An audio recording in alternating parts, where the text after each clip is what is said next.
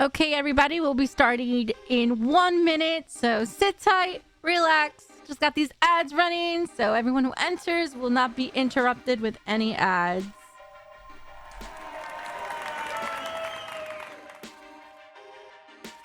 I'm really excited. I didn't think I was going to interview a voice actor in the month of July.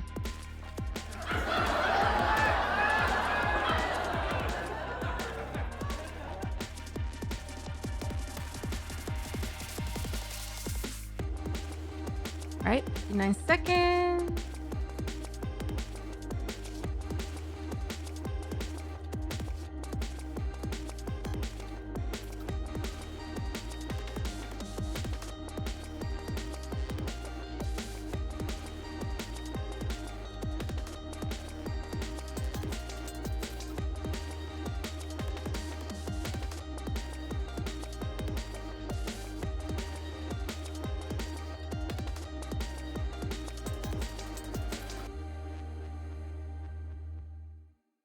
All right, let's begin.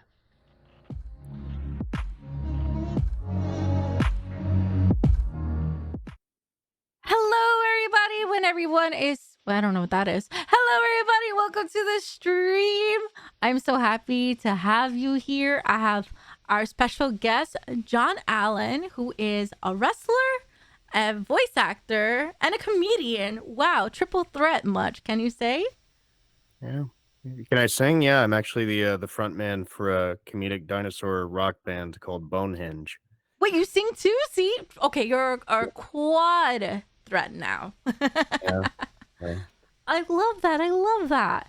Oh, so hello, Zach. Dr. Beast, thank you for resubbing. Amazing. Love it. So please, I introduced you, but how would you introduce yourself? I think you kind of nailed it. Oh, thank you. About it. Actor, voice actor guy from San Diego who is now appearing on the illustrious Ale Dreams Twitch stream. So, yeah. I like the way you said the Ale dream. You got it right at the first try. Yeah. One take Willie. I love it. I love it. Once again, thank you for being here. I'm very excited. You're my 7th interview that I did with a voice actor. I know voice actors are usually busy during this time, especially with conventions or maybe with side projects and casting and stuff. So thank you for taking your time for being here with me and with my amazing chat that slowly will come in, and be ready for questions because they like to ask questions. Please do. And honestly, the more specific, the better. I know that a lot of actors don't like going to, like, in episode 407, blah, blah. Like, I'm fine with it because I got some some OCD and very detail-oriented guy, so I probably have some interesting stories about specific things if you have them. Well, I see on IMDb you did over 73 projects. So that is pretty There's more. impressive. IMDb doesn't have everything on there, so that's just kinda like a s the percentage of them, you know? Okay, so you probably hit the 100 mark already? Is that what you're saying? Somewhere in that neighborhood, I would say at least, you know, if we're not counting stuff like commercials and promos and industrial projects don't end up on IMDb. For example, like, they've got most of the episodes of the Gujitsu cartoon that I did, they don't list the fact that I'm actually the voice of the commercials as well. Really? That's really weird that they do that. I see like they list music videos, they list like certain commercials, not all the time. But Mhm. wow, so you do the commercials for the actual like trailers and they didn't like credit you for that? Is that what you're saying? Yeah, it's weird what they list sometimes, like, they list that I did Ken Pringle's podcast interview, which is great, but they don't have, like, some of the live action projects that I've dubbed, they don't have the wrestling stuff on there because it's really yeah, I haven't entirely figured out IMDb. I know that I have a pretty good all-time star rating. I think, it's like my absolute high was, like, out of every actor in the world, at least on one day, I got up to 831, which is nothing to sneeze at.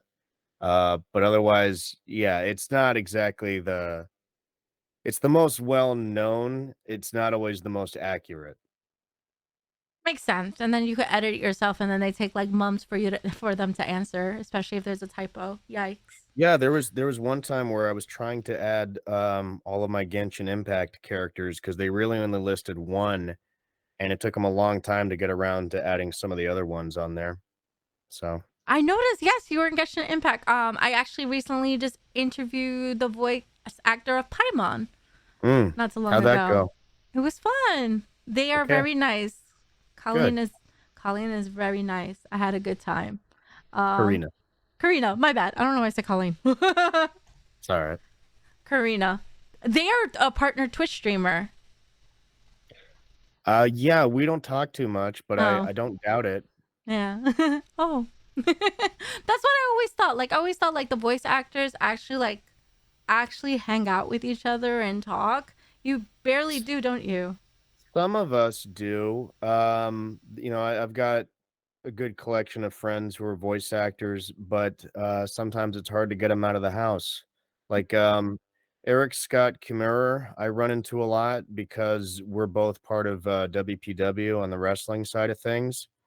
Paul St. Peter, who's the voice of Xemnas in Kingdom Hearts, and Kurama the Nine-Tailed Fox in Naruto, he's a good buddy of mine, so I hear from him usually about once a week. I'm trying to get him to be interviewed. He Oh, doesn't don't. he It's doesn't terrible. answer me at all. Well, how did you reach out to him? Instagram message, but he doesn't check it. Not much, no. He's kinda like me as far as just not really caring too much about the social media stuff these days, which drives our appearance agents nuts, He but did an Instagram live and that's how I got this amazing signed picture of him. yep. So, yeah. If you like it here and you want to put in good word, go right ahead. I could call him right now. No way. Hang on a sec, let's see if he answers. No I way. mean, let's I'm like, see here. I'm excited. Look at this. He's gonna kill me, but I hope not. Please blame it on me. Blame it on the yeah, diehard fan. this'll be funny. Maybe. Hmm, pick up. 3 rings. He's usually not picking this. Hey, how you doing, man? Hey, Paul. Hey, did somebody by the name of Andrea reach out to you? I think they go by Ale Dream on Instagram. Um, Andrea, is it? Yeah, they wanted to interview you and they said that you said no and you yelled at them and you threatened to go on a tirade and throw chairs. Uh, That's not me, and I certainly didn't say that to anyone else. Oh golly. All right. Well, just maybe keep an eye out for those emails or something like I that. And never said that. I'm totally not on their Twitch stream right now or anything. Okay. Okay, good. All right. That's nothing at least familiar. All I get once in a while are requests to do that, and I typically will tell them that I do charge for that sort of thing. Uh-oh. And but most of the time they don't even ask. And the ones that do ask, I may not even respond to them. But no, there's never been anybody named Andre other than said I was, went through a tantrum or something like that. I'm kidding. I'm kidding about that part. I'm kidding. Really? Yeah, I'm doing a bit because I'm actually on their thing right now. Oh, I see. So Yeah. you're trying to be funny and Yeah. unsuccessfully. Yeah, Well, basically. I'm used to that. Could you drop a quick soundbite and then I'll get back to being asked about like cells at work or something? Who, me? Yeah. About cells at work? No, just I was giving you a chance to do one of your catchphrases and then I got to get back to being interviewed. Oh, one of my catchphrases. Yeah. Oh, Jon Allen is a putz. Hey, that's not all right. Well, I gotta go. I'm going under a bridge right now and the connection is terrible. Terrible connection. All right, but but well, that backfired a little bit. You told him something that was completely not true. Yeah, what a way to kick off an interview. Now I'm gonna be looked as the biggest fool in the world. No, he knows I'm joking around. That's the kind of friendship we got. Well, I thought he hopefully was gonna do Zemnis for you guys. Sorry. it's okay. Oh my gosh, my friend is a diehard fan, so knowing that you spoke on the phone, she's like, she'll be jaw dropped. But Oh golly. dang. And now I'm like sweating right now. I'm scared. Who else you're gonna call? Ghostbusters? I don't know. I could do that, I guess. It's on speed dial. I love this guy. You do? Now I'm regretting Dude, actually, this. it's funny you say that. Whenever I drive by his place lately, there is somebody who's got like a Ghostbusters car. Like they've got an old like white station wagon and they put the Ghostbusters logo on the door and stuff. And I think it's trippy as heck. That's awesome. I actually had the honor to stay in the hotel that they filmed Ghostbuster when I had to do something in LA in 2019. It was fun. Yeah, I forgot the name of the hotel, but it's really fancy. And it's the same hotel that Jennifer Lopez like filmed the music video or something. But I didn't care about that. I care about the Ghostbusters. It's one of my favorite films. Gotcha. All right, let's get to know you instead of Paul being. Oh man, I'm blushing. Why am I blushing? That's weird. I don't know. But yeah, we can talk about me. Yes. So, how did you get started in the world of voice acting? And not only voice acting, I did check that in your email it said comedy. So you do like comedy, like stand-up comedy, or do you do like any other like? Yeah, I've been taking a little break from stand-up, but I still every now and again I'll just to get out of the house, I'll drop by Liquid Zoo or Corbin Bowl or Flappers, and somebody will ask me to go up and do a couple of minutes. But for a long time, I was doing that more than the voice acting. There was it's like sort of an ebbs and flows with the career sometimes, and that way there's always something to do. I had more of a run when I was living down in San Diego because it was easier to get stage time down there. LA is a lot more competitive, and you're lucky to get like 3 to 5 minutes sometimes, and because of that, sometimes it's not worth it to me because I get lazy. But I've had the chance to open for some really cool people. Jim Florentine, who was on Crank Yankers and That Metal Show on VH1, I believe. Okay. David Huntsberger, I opened for. I don't know if you watch wrestling at all, but I opened for Rob Van Dam a number of times. So, did some festivals, won a contest at one point. Studied under Greg Dean, who wrote the book Step by Step Stand-Up Comedy. So I've had some cups of coffee into big time a little bit, I guess. I love that. And have you ever done like shows like in Manhattan? Because that's like where a lot of stand-up comedians like go to and stuff. Manhattan? No, I actually got to check out the East Coast for like my first time as an adult recently. I was appearing at Anime Next in New Jersey, Okay. and they were nice enough to, while I was out there, they said, "Do you want to see New York? Do you want to maybe catch a Broadway show?" And I said, "Heck yeah!" So, the last day of that convention, they drove me out to New York, and I got to see Book of Mormon for the first time. Did you enjoy it? Loved it. I mean, I knew I would. I was familiar with some of the songs, and, it's, from the people who made South Park, Yeah. so, yeah. But, still, even though I knew I would like it, I was still very impressed by the presentation of everything. I love that. Mm. The Broadway show I really want to see is Sweeney Todd. Josh Mm. Groban is actually playing Sweeney. Yeah. So that's really caught my attention because I like that dark, crisp, like kind of show going on. I love how I'm moving my hands. You can't see me, but the chat sees me. But yeah. What inspired you to pursue a career in voice acting and comedy?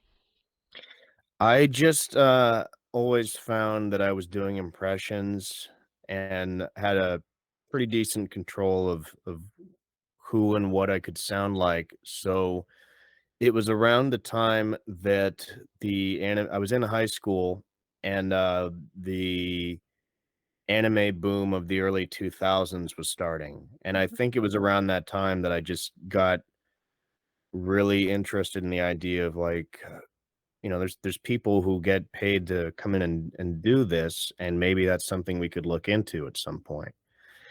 So, my first chance to be in a professional recording studio doing that, was in 2001. I made friends with Christopher Sabat, who, some of your viewers might know as the voice of, Vegeta, Piccolo, and Yamcha on Dragon Ball Z. He invited me out to Texas to check out the studio at the time. I was writing for a website, and I think there was a chance for good press on their part, and, yeah, it gave me the chance to get in and do a bit part during the Majin Buu saga, and Oh, ended cool. up not going full time with them. Oh, Wanted to come back to San Diego and get some college under my belt first, and studied acting and, got booked on roles for games and series out here. I did see that you did certain games like you mentioned Genshin. What other video games that your voice is featured on?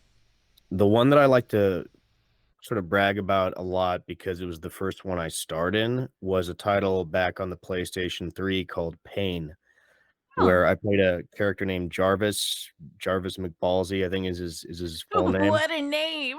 Yeah, and, it was on the PlayStation Network, it was a title you could download, and the thing on that title, it was kinda like Angry Birds before there was Angry Birds. You would put people on a slingshot, launch them into these environments, and get points from what you hit on the way down. So, not a lot of Shakespearean dialogue on that, mostly just stuff, reaction to, being in pain. And when it actually got so popular that they brought on a lot of, celebrities to be themselves in the title, David Hasselhoff, Andy Dick, Flavor Wow. Flav. So, yeah, that was a fun one, and then we actually also, because of the popularity of that, they ported, Jarvis into another title, which I'd already worked on, called High Velocity Bowling. So on that one, I was, Mike the Strike Diaz, Hero, the Pro Bowler, and then Jarvis once they put him in there. Wow, that's really cool. So that was the first ever video game you voice acted. No, no, the first video game I ever voice acted was, I don't know if it got a full release, but it was called Elvira's Monster Stack and Match. I was, the Mummy, the Wolfman, and the Headless Horseman in that one. And what system did that come out for? I think it was a PC title. Oh, okay. Yeah, I wanna say that we laid down the vocals somewhere around 2005. Oh, wow. So, yeah. It was, from a company called Big Time Games, which I don't think is around anymore, but Never heard of it. So it's always nice yeah, to hear new titles I never heard. yeah, and That was your first there's one. more independent companies doing games now, as I don't know what the ratio, if there's less, there's more, but I think it's neat that there's so many independent developers where you can download their stuff on Switch.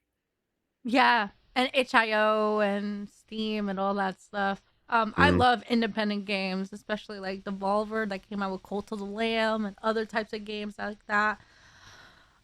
How do you approach developing unique voices and characters for your roles? It depends on the project. If I'm doing what we would call a dub or a localization of a Mhm. title that was originally in another language, like Japanese, I try to let the voice actor in the original language kind of lead the dance, and I try to pick up on nuances, quirks, pacing, things like that that I can sort of mimic and just sort of do in English. If it's something that I'm the original or only voice for, where I'm starting from scratch, I just work with the given circumstances as best I can, the who, what, when, why, where. It really helps if they have a picture of the character and I can kind of match the mouth work or get a feel for how big they are, how old they are.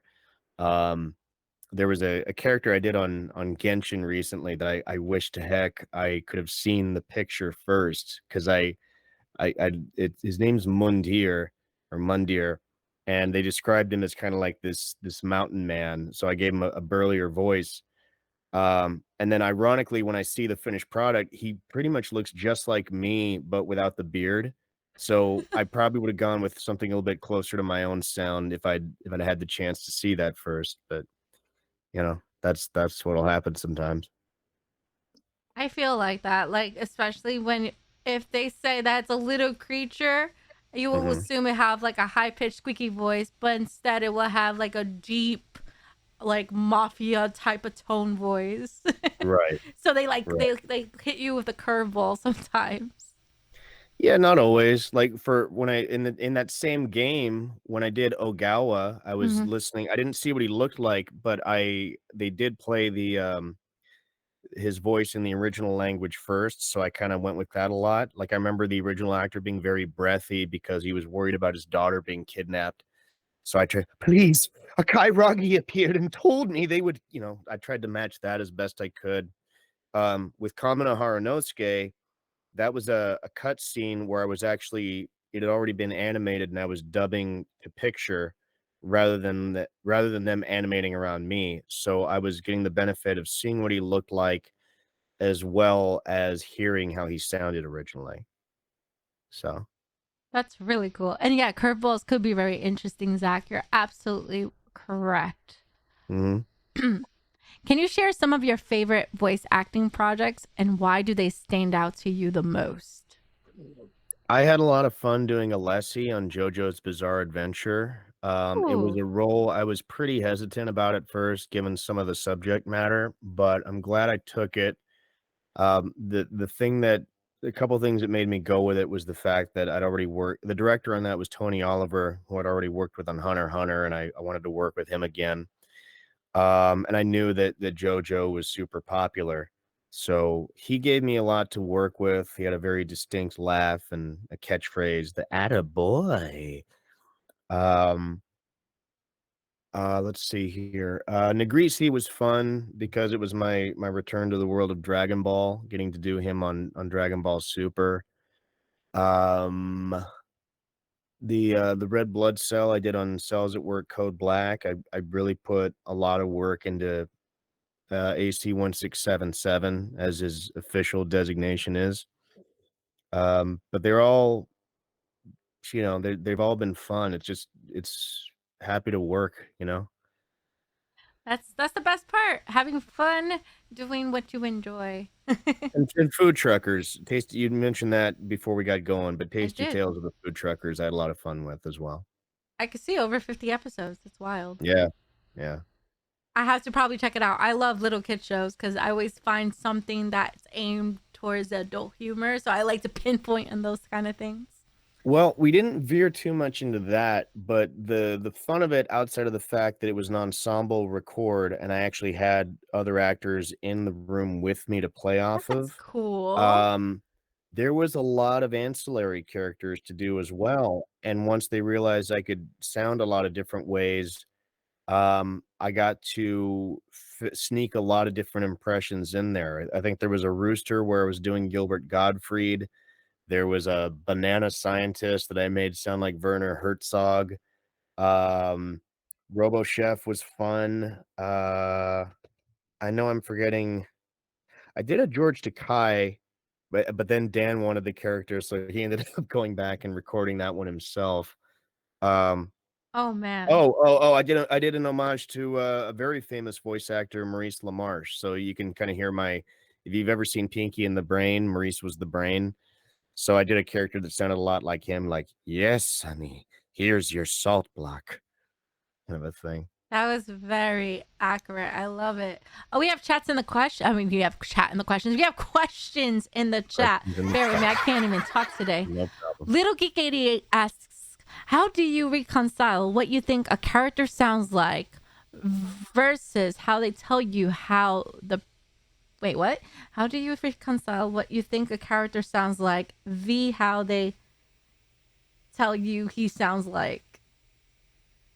Do you wanna maybe copy and paste that into the chat I see here? I can Yeah, try to maybe you will see if I understand can what figure I'm that one out. saying. I think I get the gist of where they're going with it, but I wanna be as accurate as possible. So, like, is the question, like, if the director wants to go in a different direction versus how they sounded originally? Is that Probably, I sort of what think you're probably that's the question. I typed it in the chat there, so maybe you could see Mhm. it.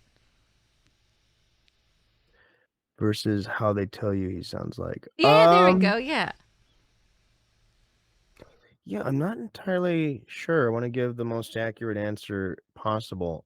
If we're talking about changing the sound of him from maybe how he was played before, one example I usually go to is I played a character in Fully Coolly Progressive by the name of Maury, Okay. who was originally played by a lady actress in Japan. So they didn't want me to get as high pitched as she did. So I kind of um I did let them lead the dance as far as taking cues as far as maybe their energy levels and pacing, but the sound was not trying to imitate what was done in Japanese. Negrisi was also a little bit of a departure from how he sounded in the Japanese language, where the actor for that one was kind of using more of their natural voice, but my director on that show, Raleigh Pickens, wanted a more demonic sound. So, excuse me, he'd heard something off my demo that he liked. So that's why when you watch it in English, uh Negrisi is more like, "Yes, ours will be the universe that survives," because that's what they wanted, and I didn't, argue with that or anything. I just gave them. You kinda have to give the director what they're asking for. Just a heads up, your noise gate kind of held you back with that demonic Oh, did voice it? thing a little bit, yeah. I'll do it again. "Yes, ours will be the universe that survives." A little better. Still holding you back, but I don't know what it is. I don't have a noise gate on. I don't know what's It's going on with Google. that. Google Meets have an automatic noise gate. Oh, because I don't think I'm clipping, You're but not whatever. clipping whatsoever. It's very clear. I don't I know. don't know what the problem is. Sorry, you'll have Zach to watch the Blue, episode. Zach Blue 2021 has a question. His question is, what type of games do you like? Tetris. I love Tetris. Did you see the new movie on I Apple? did. I did. What do you think about it? Better than I thought it would be. Me I too. when I got invited, I thought it was gonna be more in the style of a documentary. No, So it was like an I did action-packed find it movie. I did find it kind of funny just how intense it was. And at the end of the day, we're talking about Tetris for goodness sake. But it was Yeah. almost like like the emperor, like, "We will have the rights to handle Tetris, or else the KGB," it's like just raising the stakes of how high as you can go over such a game. But if I don't game a lot. If I do, it's much more on the nostalgic side, like, being able to download titles. There's a lot of, compendium things like the Ninja Turtle Cowabunga collection, so I can go back and play games I played as a kid again. Um, or wrestling titles because 'cause I'm into that. What's another one? I did enjoy Dragon Ball Fighter Z or Fighters. Fighters. Yeah. There's, I'm trying to think of, another one off the top of my head, but I again, Street I Fighter? do find that Street Fighter, yeah.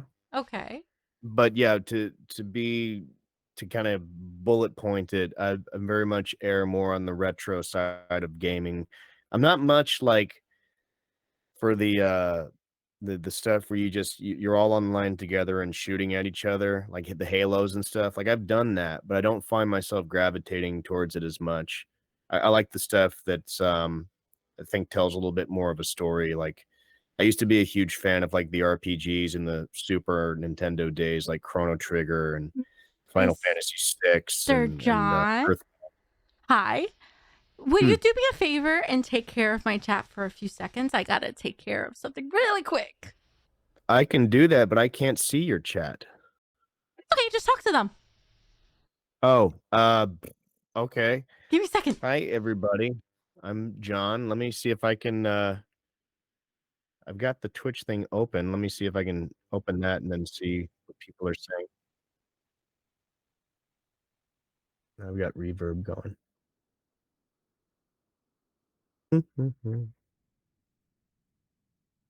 Okay, I can now see the chat. So yeah, let's see here. Swoop escaped. No one caught it. Let me know if you are lurking by using lurk. Smiley, laughing face, laughing face, laughing face.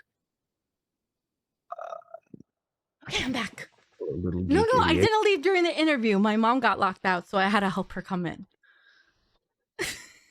Ah, I see. I'm back though. Cool. Oh, goodness gracious. Let's see. The chat's saying, yeah, the amount of controversy and international turmoil that a game almost created is just mind blowing, like it was just Tetris. They were just Yeah, I agreeing with don't you. think all of it is 100% historically accurate. Now, it surprised me to find out just how much is, but the car chase, Gorbachev stuff, some of that might have been just amping it up to make it more of a epic blockbuster kind of thing. Yeah, I wish the movie really came in theaters. I think it would have been a hit. Yeah, it wasn't playing much in LA. It was there was only one theater that was playing it, the Ale House in downtown LA. Otherwise, they did play it at a convention that I was at in San Diego called DreamHack, Hmm. but otherwise it didn't. I guess it had a somewhat limited theatrical run. I want to go to DreamHack one day. They had DreamHack in San Diego and in Texas. Yeah, I'd like to appear again. I think this was actually the very first time that they'd had voice actor guests. So I appeared there with Carrie Means, who you might know as the voice of Frylock in Aqua Teen Hunger Force. Ricky Simons, who was Gurr in Invader Zim. Kyle Carrazza, who friend of mine who created Mighty Magiswords on Cartoon Network. Luke and Lindsay were also there. They kind of hit us behind a pyramid, which was a little bit odd, but That's weird. yeah. Oh, Eric Bauza was there too, as I recall. Oh, and Koi Dao, and oh gosh, my memory is terrible. It's fine. But yeah,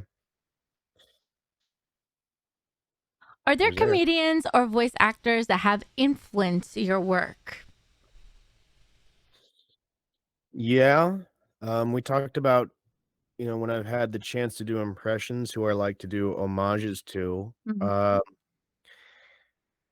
one one person who inspired me a lot back in the day was an actor in Canada by the name of Scott McNeil, who, if you have any Dragon Ball fans in your chat, he was the original voice of Piccolo in English. Um, Dead-Eyed Duck and Bucky O'Hare. You've heard him as Wolverine a lot. Mm. Some other people who I liked a lot and I've had the chance to study under, Pat Fraley, who was the voice of Krang in the 1980s Ninja Turtles cartoon. Charlie Adler, who was the voice of Cow, Chicken, and the Red Guy in Cow and Chicken, Buster Bunny in Tiny Toons. He's been Starscream in the Michael Bay Transformers movies. So I've definitely tried to get inspiration from as many different sources as possible, but those are some names that I could pull for you. Yeah, Cartoon Network has such a great catalog of cartoons, especially the nostalgia, like Johnny Bravo, Cow and Chicken, Dexter's Laboratory, Ed, and Eddie. Mhm. So much. I'm not a fan of the new cartoons that they brought upon. I guess maybe because of the age, or maybe little by little, we just becoming more woke in the world. So it's just weird.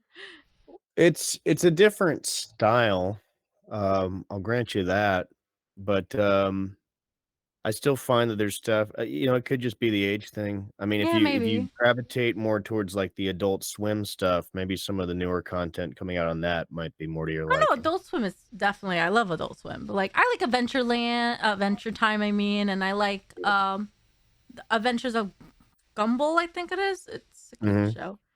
But I like Yeah. the old school stuff, like Boomerang. Boomerang is like my I'm showing my real age. Yeah. I just it's the same thing for me. A big part of it is nostalgia, but also um yeah, I think sometimes they do veer towards more realism or, I don't know. I don't wanna overgeneralize cartoons, Next but question. I do find myself watching, like, old Cow and Chicken clips more than Those I are the do best. yeah, Yeah. Little yeah. Geek says, John, knowing what you know now, what advice would you give yourself if you could go back in time to when you started? Oh god, there's so much. Finish college, um, 'cause, yeah, I'll be honest with you, I'm very there's a lot of stuff going on in the industry these days that kinda has me sweating bullets a bit about where it's all headed. Oh. Well, there's the fact that the AI voice stuff is creeping in more and more. There's the fact that there are companies out there that I won't name that are trying to, um, sort of hold back, the progress on what it is that we're compensated for. What? Yeah, or like when if we fight to have it be not fight, but just even gently ask, can it be a union job so we get more points towards our health and pension? And then they might just go and recast you instead. So that's a thing that, kinda has some of us That's worried. scary. Yeah, so I think, to anybody pursuing it now, I would say definitely find out what else you're good at that you could do because the odds aren't always in your favor, and you don't wanna leave yourself high and dry, unable to support yourself. So, that Wow. would be I'm not trying to discourage anyone if it's their passion, it's their dream, and they wanna take a crack at it. By all means, give it your best shot. I'm just saying, hedge your bets a little bit. Yeah, it's scary though that they're actually allowing this because AI does not have the passion, the emotion, or anything. No, there was actually a job I was offered at a studio that I've worked with a lot over the years where they said, "John, we've got this AI project, and we're not trying to steal your voice, but what this client wants to do is develop the software so that the AI can, recreate emotions better, not sound so robotic." And I turned that one down. it kind of felt like I would have been training my replacement, because the fact that we can um, be more real and show emotion and not sound like a Stephen Hawking's program. That's sort of the only dog we have left in the fight. I mean, I'm seeing a lot of stuff where people take it's crazy just how accurate they're able to recreate some people's voices now. And I get that it's fun to have like Vegeta and Goku singing Radiohead songs or whatever. But it's not fun just seeing how Scary. easily we could potentially be replaced. Yeah, it's very scary. Like I like the fact when people impersonate them because they Yes. practice, Yeah, but because that takes a seeing, lot of skill, and that's yeah, I agree. yeah, at least we might be entertaining for the AI overlords. Oh goodness gracious. That's wild. All right, Yeah. next question. Um how do you balance the demands of comedy and voice acting? Do you find one more challenging than the other or in the same kind of rate system? Well, I don't do comedy as much these days. I actually find myself doing the wrestling more than stand up. I'm actually kind of helping train some people in Monrovia these days for that. But I think if I were pursuing stand up more, that would be trickier, because really you can't make money doing that staying in town. You really do have to travel more for that. And obviously that makes things difficult, because say you book a job, you can't do it because you're playing the improv in Idaho or something like that. I mean, you could travel with a good Sennheiser mic, but even then you can't really control the acoustics where you're at. And since more and more studios are trying to get back to normal, recording remotely isn't quite the option that it used to be. More and more of the studios actually want you to come back into their space, rather than doing it from home or remotely. So my solution to that has been to focus more on the voiceover than the comedy. But yeah, so you kind of have to if you're pursuing both, you kind of have to decide which one is a little bit more important to you, I suppose. Have you ever feel like you're compared to another celebrity like a lookalike? And what celebrity are you compared to the most based on looks? On looks, I get Keanu Reeves a lot lately. Really? Yeah, because of the beard and the long hair. Energy wise, like I'm pretty calm right now, but when I'm being more social and stuff like that, I get like when I perform with Bonehenge, I get Jack Black comparisons a lot. I actually kind of filled in for him at DreamHack in a way, because I guess he was gonna come by and then he couldn't, so I was the Walmart Jack Black. Instead of What? singing peaches, yeah, instead of singing peaches, I was singing apples, apples, apples, apples, apples. Oh my goodness, that is so funny. You look like an actor from Seven Heaven. I'm trying to pick it. Yeah. You remember that show, right? Yeah, I didn't really watch it. So, somebody was talking to me about it the other day. Oh, and again, this isn't me like trying to put myself on their level or anything like that, but I used to, when I was clean shaven, I would get some Tom Cruise comparisons I could as see it. well. I could totally see it in the eyes. Yeah, more when I was in my 20s, I guess. And I didn't get this one at all, but for a while, some people thought I looked like Seth MacFarlane. What? Yeah, maybe because I used to do the impressions, some of the Family Guy impressions when I did stand up, and maybe that's where that came from. There was a lot of comedians that didn't like they just thought it was hack that I was doing that, and maybe they were right, but it got a reaction, so I would do it, you know? You look like Barry Watson from Seven Heaven. I'll look that up. Barry Watson was also the name of a producer at Funimation back in the day. So, He was in Seven Heaven and he was in a lot of movies. So if you Google him, just put I the will hair. I will do that right now. I hope he Watson. doesn't feel offended. No, I mean, if he was on TV, he probably wasn't like hideous looking or anything like that. No, he So let's wasn't. just take a little gander here. Duh, duh, duh, duh, duh, duh, duh. I have very little bandwidth going, I guess. Oh, yeah, I can see it. Yeah, yeah. He looks a lot like pictures Will Friedle, who Hmm. was the older brother on Boy Meets World. Yeah, that's exactly who you remind me of too from Boy Meets World as well. Eric. Yeah, Eric Matthews. Yeah. Yeah. See? And he See? went on to do a lot of voice acting as well. He was the voice of Terry McGinnis in Batman Beyond, He's Ron Ron Stoppable Stoppable on and Kim Kim Possible. Possible. Mhm. And now he's doing the podcast, which is cool. Yep. I think he was Spider-Man for a time as well. Ah, yes. Zach says you look like Bigby from The Wolf Among Us. Who?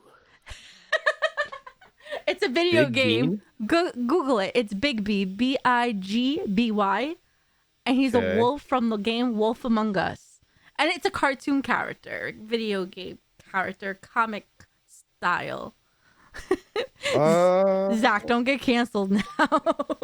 no, no, no. I'm pretty even if he told me like I look like some hobo he saw by the overpass, I'd be like, well, yeah, maybe. He might have a point. Yeah, he's got kind of a Wolverine look to him. So I see it. He's a wolf. It's basically a twisted story of the fairy tales, and it's a good game. Dude, that would be a very easy cosplay. I just basically have to get a cigarette and a tie. I might have to do that. Look, Zach, you're giving him ideas. Thank Yeah. you. No, he's very much like Wolverine if he was trying to dress up nicer. Yeah, Big B from Wolf Among Us. Definitely a good game. Big B. I'll Yeah, keep an eye on that one. I'll remember that. it's a good game. Thank you, person who suggested that. That was Zach, Zach. Thank you, Zach. Oh, good name. and he's from West Virginia. I voiced a Zach for a solid amount of time. You did. And what show was that? That was Gundam Iron-Blooded Orphans. I like that I had like the only really American name in that show. Everyone else was like Orga, Mikazuki, and I'm Zach. You know, like one of these things is not like the other. That is so funny. Would you ever voice for a visual novel? Sure. Yeah. Um, feel free to go to jonallenvoice.com and send over the info and we can talk about it. All right, I'll be happy to There's keep. very few projects that like I'm not a snob about it in the least. Somebody was just asking me the other day if I would do audiobooks, and it's like, yeah, if they are willing to pay me and they have interest, let's please reach out, you know? Oh yeah, audibles. They have like audiobooks, and you like voice and read a book or something. Yeah, the trick with the audiobook work is there's a lot of editing involved. Most of the time you find yourself doing that, and that can eat up a lot of time. Oof. Yeah. But I think I've only done like 1 or 2 audiobooks, not for lack of wanting, it's just that's kinda how things played out. But I'm open to it. Are you going to drag John into the visual novels or aren't games? No, we're not. Visual novels are games. End of story. Okay, next question. Can you share any funny or interesting behind the scenes anecdotes from your work in voice acting or comedy? Um, If you're allowed yeah. to. If you're allowed to. That's Yeah, that's definitely. the thing is I gotta find one that, like, I'm allowed to talk about. There's a movie I worked on recently that's not out yet, so I can't name it, but I was brought in to do, what's called ancillary and Walla. So, not a named character, nothing with a Funko Pop, unfortunately. I know that's what everybody wants these days, but just a lot of different, like, say there's a scene taking place at a park, and you got the 2 main characters talking. Well, you know, so it's real. You also kinda wanna hear the murmuring of characters in there in the same way that if you watch a movie and there's no background actors walking by and stuff, it doesn't feel real, like you're not actually in the city. Um, And I find that the longer they have me go, I try to keep it serious and normal, for lack of a better word, but at a certain point, I get bored and I start amusing myself by turning the walla into, like, an argument or something. So there was a scene on this movie where it's just a guy talking to his kids, and at a certain point, I just start arguing with them. Like, "Okay, now who wants a hot dog? I'm gonna go get a hot dog." "What do you mean you don't want a hot dog? You always eat why are you doing this?" "Why no, because if I get" it would just kinda escalate, and I would keep going until, hope thinking at a certain point, the director would be like, "John, cut, that's too much," but they would just let me go because 'cause they're curious to see what I improvise sometimes.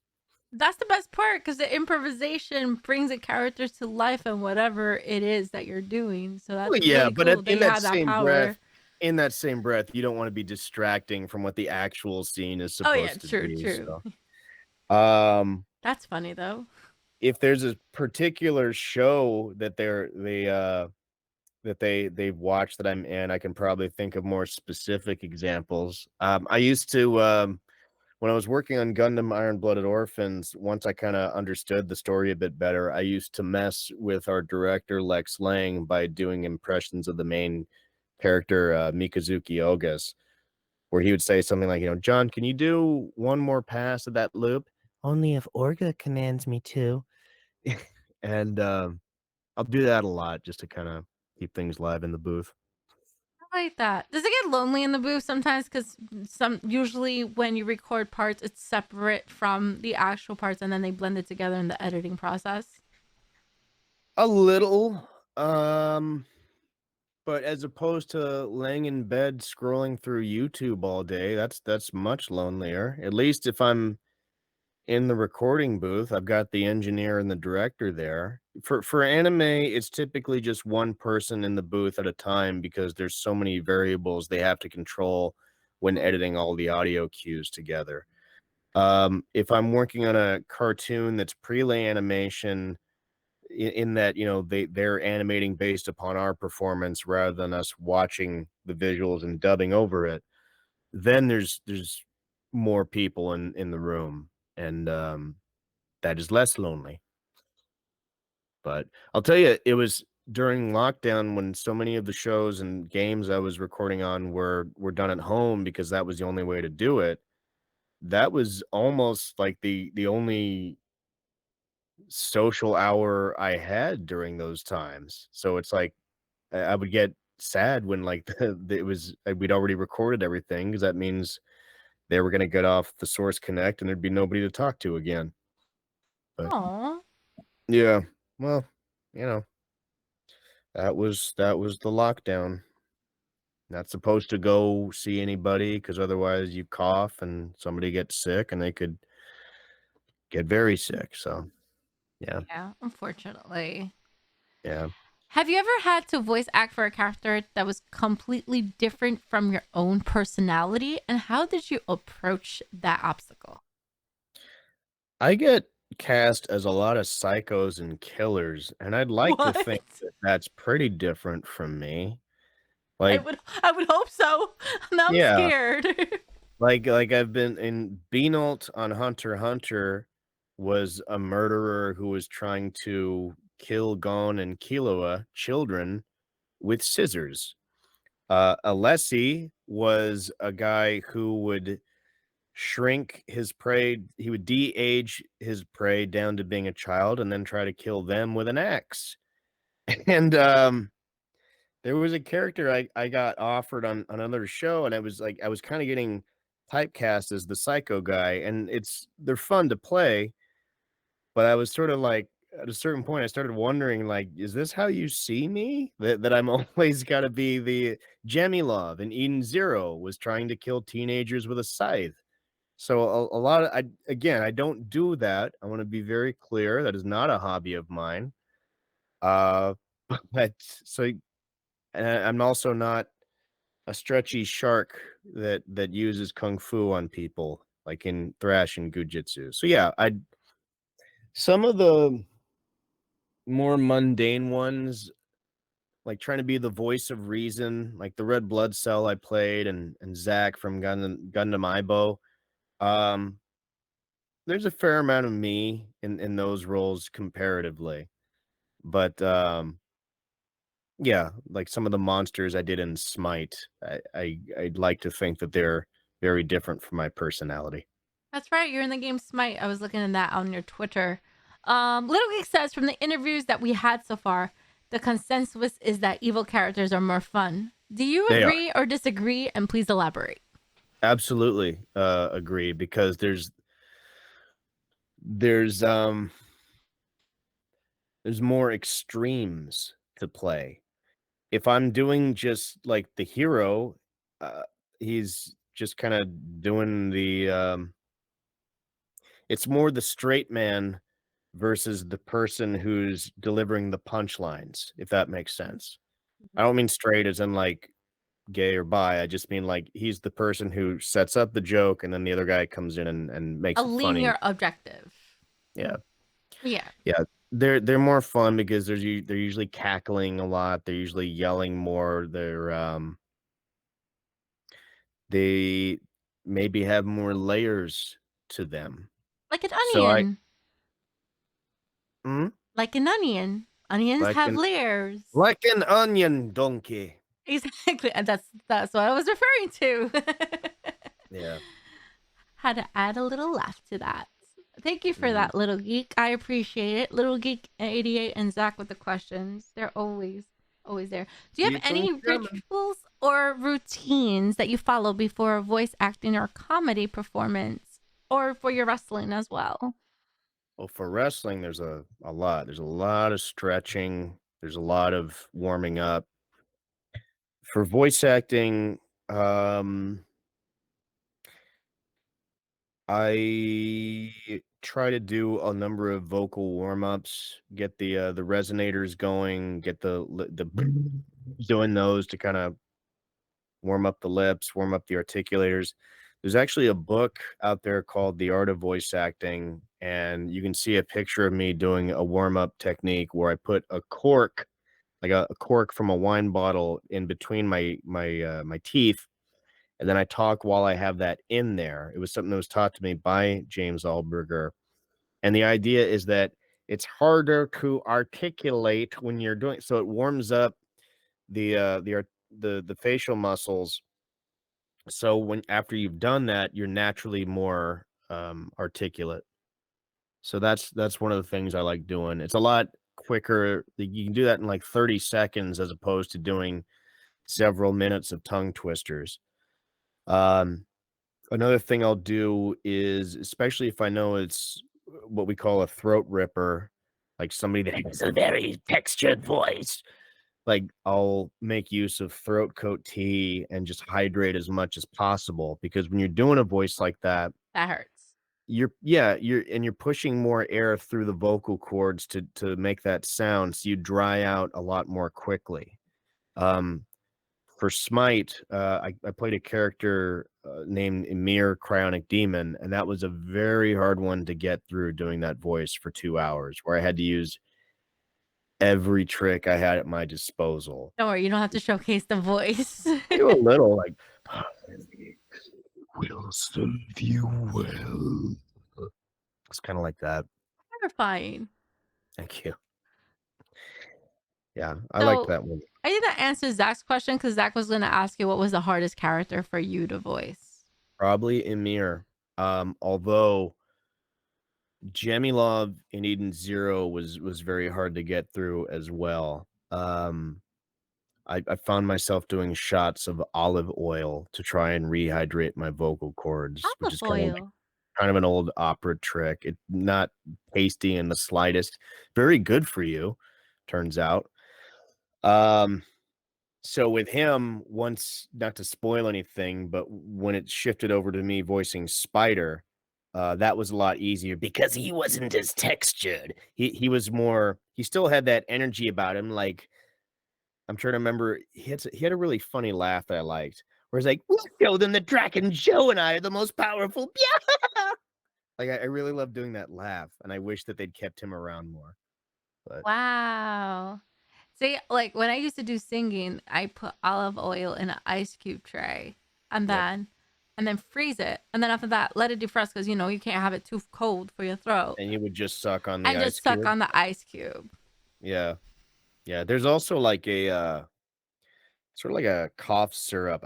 I always forget the name, but like it kind of works as like putting like Tylenol on your vocal cords when you do a shot of it. It tastes not good at all, but in a pinch it'll get you through if you still have about a half hour to go and you feel yourself kind of losing your voice a bit.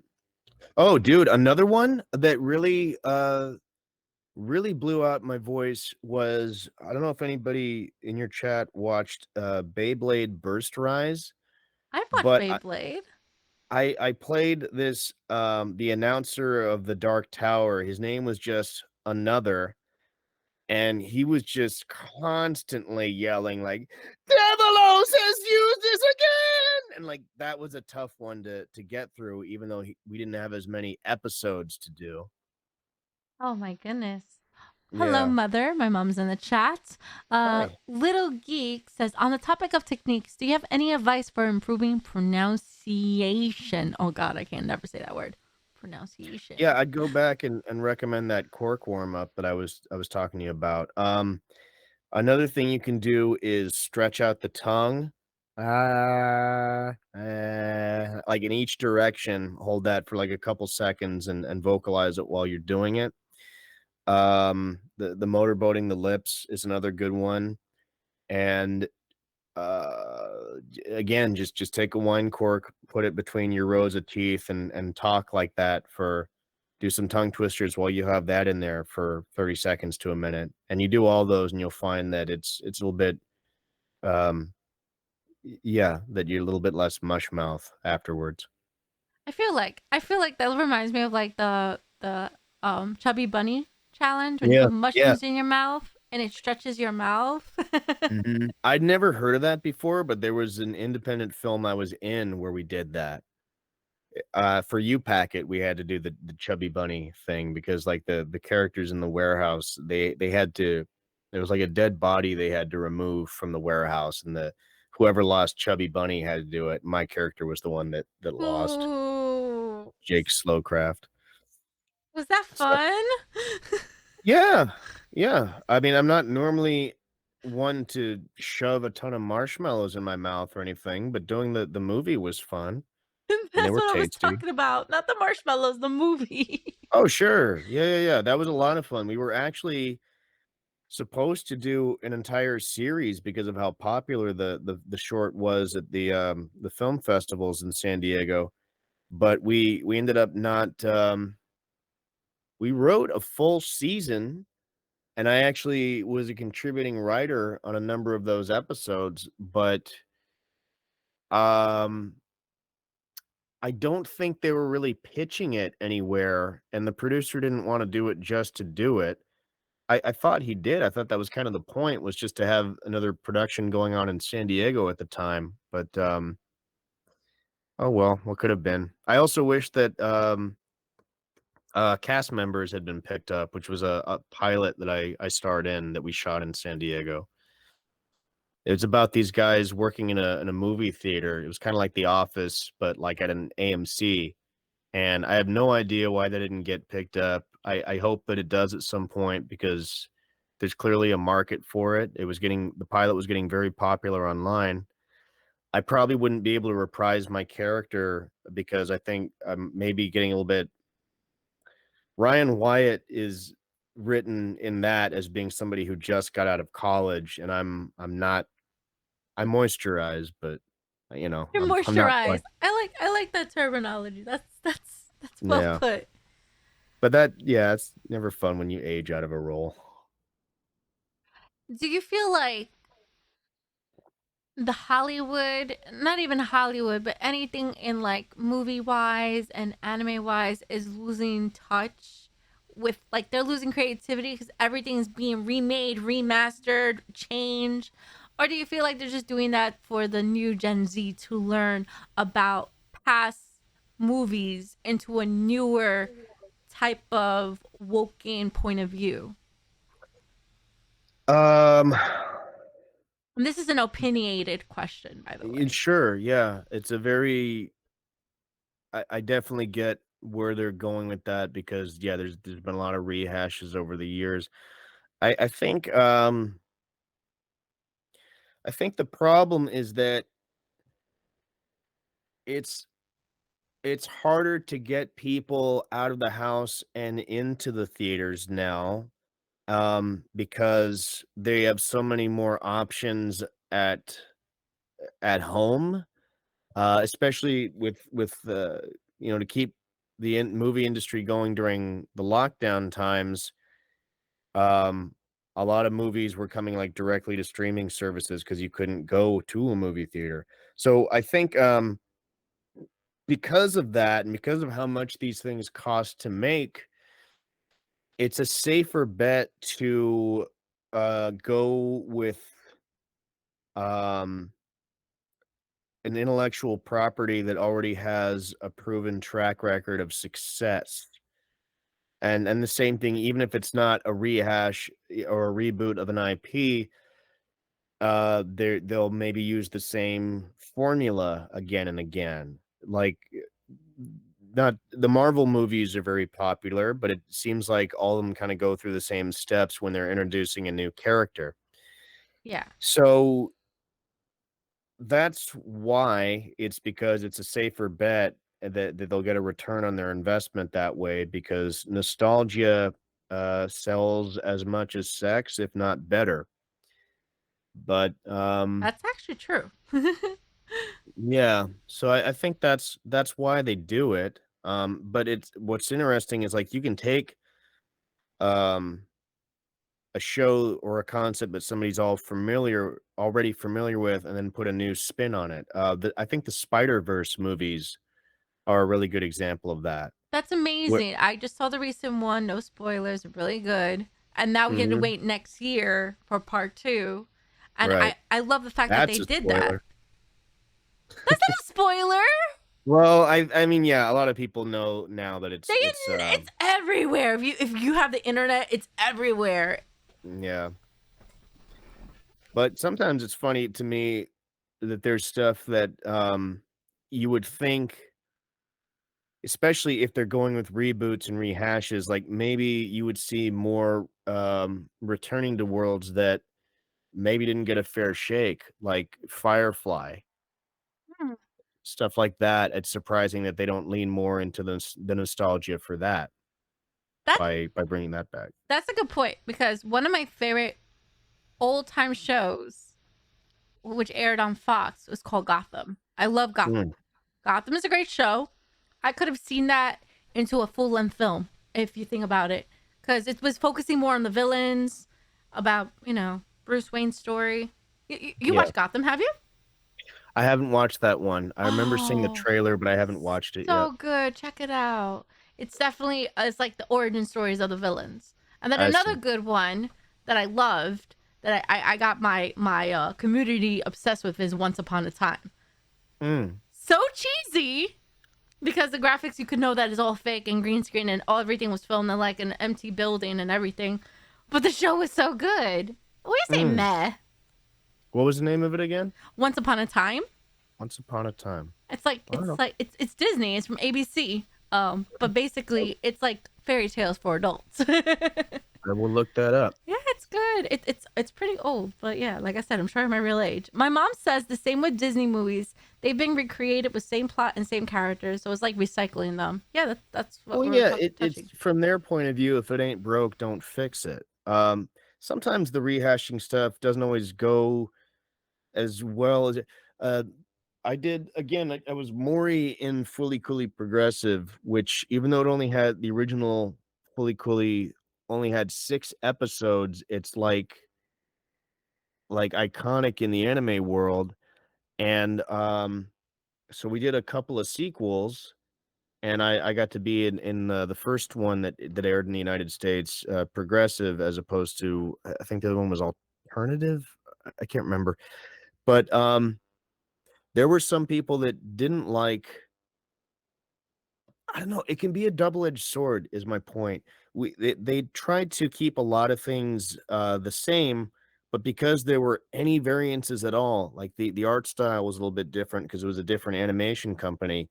It didn't quite um I don't hear as many people talking about it now. It was very much hyped when it came out in the summer of 2018, and I loved working on it. I would love to revisit that character again, but sometimes when you're dealing with something that's already come out before and is very popular, people can be just super, super picky and get very upset if there's any variations from what they saw previously. Not maybe not taking into consideration that they're gonna have a it's not gonna give them that same feeling because maybe they're just in a different place in their life.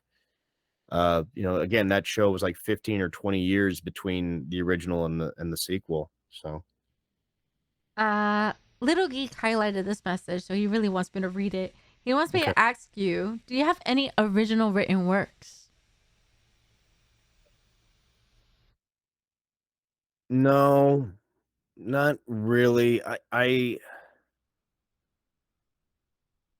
I can't say I've been very proactive with as a writer, and I think ultimately that's something that did me a disservice as a comedian is that I'm a pretty natural performer, and I was able to bring a lot from my theater days on stage that a lot of comics weren't. But I wasn't writing as much as I should have been. And I have been helping somebody, a friend, with a pitch deck and a pilot script for something of theirs. And there's been a lot of films I've been on where I've been asked to improvise, and therefore I'm kind of a contributing writer in that sense by creating dialogue out of thin air. But as far as me writing anything in the way of like a comic or a script of my own, no, I've been more it's been more of interest to me to help other people tell their stories by playing characters rather than creating the worlds and the scenarios themselves. That's just what I found myself gravitating towards more. And there's probably a lot of psychology you could read into that about wanting to be someone else other than myself, or maybe just laziness. But that's sort of how it's gone in that I don't have like anything I can tell you I'm writing currently or anything like that. That could touch Sorry. upon, it's okay. That could touch upon what you said earlier before that you do singing too. Have you ever like thought of like writing songs in the future or like maybe little jingles? There's uh there's one I wrote for Bonehenge that's not out yet. It's called Nice. Fossil Fuel, and I'm still working on it. A lot of procrastination, but as far as like finding out, because I never really learned to write music, so I'm kind of winging it and getting help from some of the people in the band who have written more music than I have. Um, what's kind of ironic is that when I did improv, like in improv troops, I found that one of my strengths was coming up with lyrics that rhymed on the fly. I was always pretty good at that. But when I'm actually trying to write something good, there's a lot of mental blocks where I get in my own way sometimes, or maybe I'm just too picky and hard on myself. So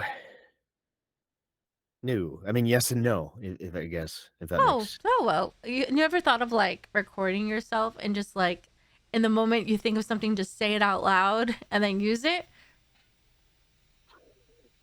Mm, not really. If I find myself doing that, it's more like It's planned. thinking in terms of impressions and comedy bits that I'll send over to like my friends Kyle and Lindsay. I find myself doing a lot of Dr. Robotnik from Adventures of the Sonic the Hedgehog and putting him in weird scenarios. That's awesome. Yeah. How would And he sound like? I'm curious. oh, well, he's Nincompoops! You still haven't got the hedgehog? Not Okay. yet, your nastiness. Oh!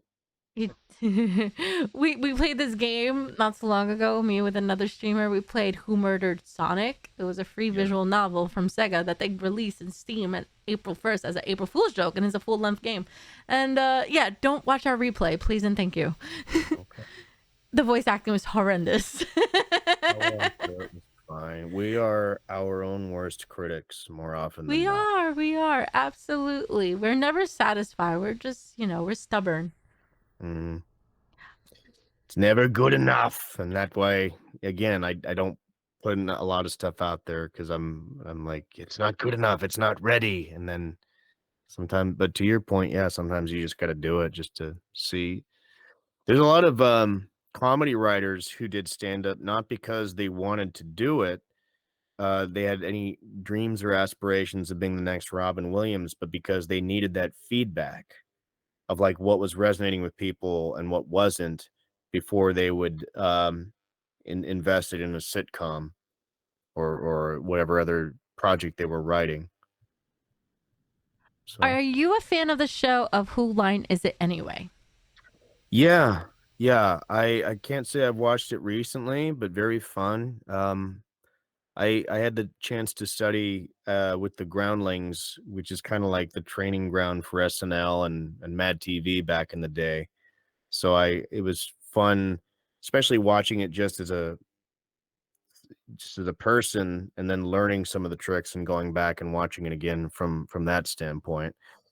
And there was also a number of years where I would get invited to perform at anime conventions in a show called Whose Line Is It Anime, where a lot of the That's time it cute. was a lot of the time you didn't really have to know how to do a herald or yes and perfectly. You just kind of had to do the references and the catchphrases to the shows, and that was enough to get a laugh from your audience there. But those were some fun times.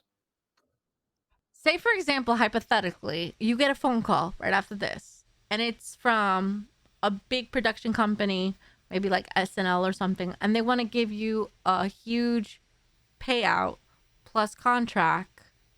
Would you drop your things, leave San Diego, and move to that place to, or would you reconsider it because you want to focus on your voice acting, comedy, and wrestling? Well, the wrestling's more of a hobby these days. I had a chance to try out for WWE in the summer of 2021. I live in LA. They were in Nice. Vegas. It wouldn't have been that long of a drive for me to do it, and I was in pretty good cardio shape at the time because I was actively competing again. But I was 39 at the time, and again, this is probably just me limiting myself and getting in my own way, but I thought maybe it was like, what's the point of doing this? Because they're looking for people who are like 19, early 20s so they can invest in them long term. Um, Probably something I should have just done, but I also knew that for that, I didn't want to, give up acting pursuits to go on the road with the E. I mean, maybe if I was put in an announcer position or a manager position, that could have been a good fit. If SNL were to call, yeah, I would absolutely take that, especially because right now things are a little bit slow due to the writers' strike, the possible upcoming actors' strike, and, Oh, I'm just not getting used consistently in a lot of different, shows like I have been in previous years. So, I mean, knock on wood, I'm hoping there's some other stuff coming around the corner. There are a couple of series I'm still attached to. But SNL would be a really good opportunity, and I think I'd be a little short-sighted to turn that down. that would be a dream. Yeah, I'll tell you this, I had the chance to visit New York for the first time in my adult life a couple weeks ago. Definitely a paradigm shift. I definitely have more of an appreciation for the traffic in Los Angeles now. I don't know how well I would do living out there, but maybe it would be like just getting into a hot bath where you kinda get used to it. But it would absolutely be worth trying. I'm willing to bet that would be, Yeah. And I think that I could still pursue the voice acting and stuff like that from out there, but, ideally, if that were to happen, that would kinda put me on a different pay grade where maybe I would be having more on-camera offers, and I wouldn't necessarily be as interested in some of the other stuff. I've been to LA, and when I witnessed the LA traffic compared to Manhattan, yeah, it's a mess. It's not great, but, I mean, I just found that we have more lanes out here, Yeah, um, and it's just constantly horn honking and sirens. I don't mean to overgeneralize New York, but it it's was okay. It's yeah. I'm in New York. I'm New Jersey now, so go diss New York as much as you want. I don't care. I wish I'd had the chance to see more of Jersey, honestly. I mostly was just at the convention center and the hotel, so I didn't get to see, too much of the city, but I'd definitely like to go back. I actually won they had me, I won a couple there was a wrestling show at Anime Next, and I won a couple of titles there. So I would imagine I hope they'll bring me back out to defend those next year. Um, yeah, that's another added bonus you can have with me if I'm booked on these conventions. I might feel like putting my working boots on and doing some body slams. That's so fun. I love But conventions, and I love meeting voice actors and cosplayers and all that stuff because it's just a great way to network and to see you, away from the character. yeah, I don't know where I'm at on the totem pole with fan perception sometimes, but if I'm invited to these things, I tend to go because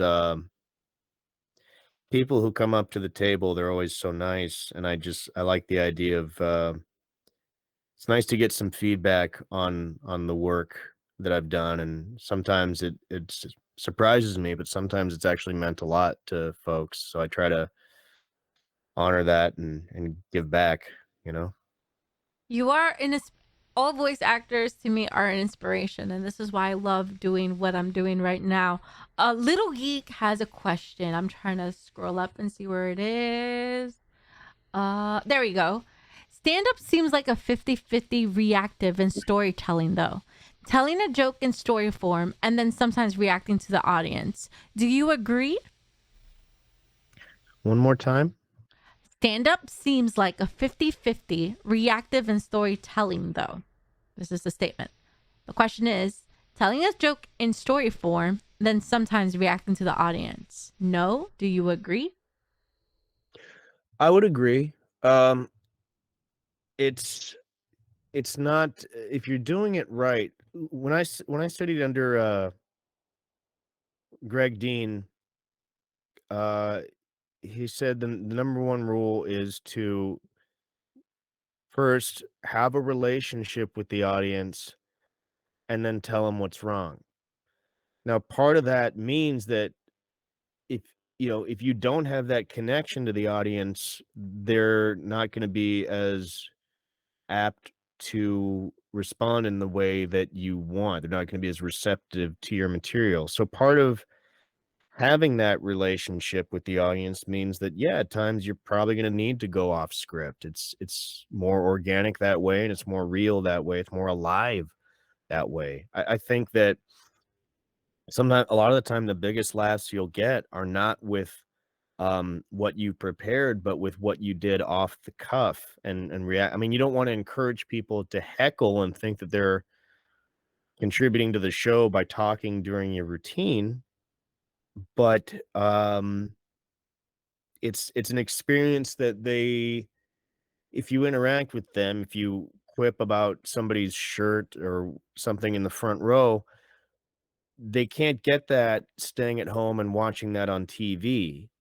So yeah, and the breaking down the mechanics of it, yeah, you might be telling a story, but if you're doing it right and trying to get the 5 laughs per minute, which is kind of the ratio you wanna have, um, even though it's all contributing to a story, it should be like, set up, punchline, tag, tag, set up, punchline, tag, tag.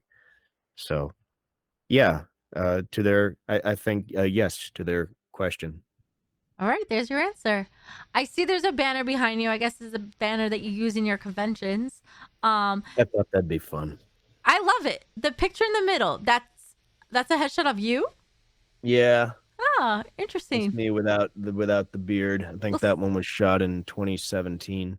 looks like a character from The Witcher if you look from afar. Maybe. Who knows?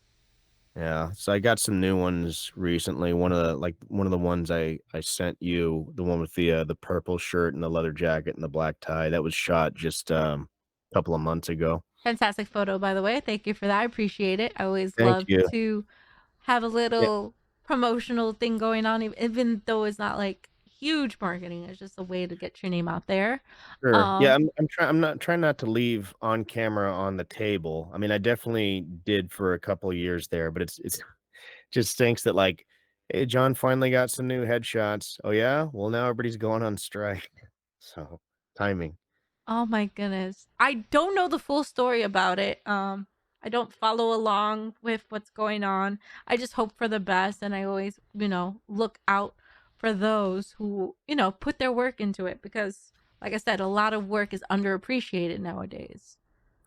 And that's Yeah, everything nowadays, which is very sad. I can tell you that the AI situation is factoring into things. There's issues with residuals or lack of residuals from streaming services. There's a lot going on. I've actually, just to get out of the house and get my steps in, I've gone ahead and done some picketing outside of Warner Brothers with a couple actor friends of mine. I'll actually be doing it this Friday. Oh, And I don't want you to think I'm doing it just for the free slice of pizza. I want There's pizza. also burritos. Pizza and burritos. That is a mixture. That's like heaven and then trip to the bathroom. Carbies don't make Barbies. Oh my god. I'm actually excited about the new Barbie movie. Don't get me wrong. I got invited to see it. I don't know, and it's from a guy, a male friend of mine, so I was surprised. I assume that it's not just a Barbie movie, that there's it's supposed to be funny and satirical in some way? Will Ferrell's in it. Come Okay. on. I haven't seen the trailer. I haven't seen the Oh, Will trailer. Ferrell's in it. Some other guys in it. Don't care. And Margaret, who played Harley Quinn, I think, in Oh, like the Suicide Squad. She plays Barbie. Margot Robbie? Yeah, her. And then another guy's in the movie. He was in the movie Juno. I don't remember his name either. I'm very bad with I actors' name, as you can see. I worked on Birds of Prey for a minute. I hated that movie. I was just in during that roller derby scene at the beginning, I was in the crowd. Oh, so you played an extra, basically? Yeah. And well, Oh, this was back in like 2018, 2019. But yeah, it was another way to just get out of the house and fill the time. hey, I've actually, yeah, it doing that has actually um given me some pretty unique experiences. Like I can say I'm in a movie that won Oscars because I did Everything Everywhere All at Once. that's a great movie.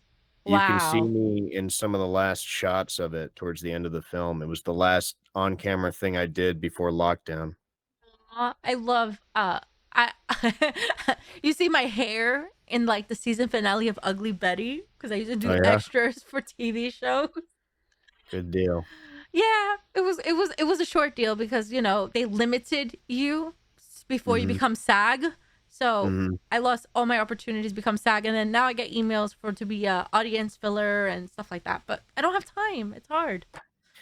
Plus the audience filling, you'll only get like $40 a lot of the time. Yeah, it's not that much So money.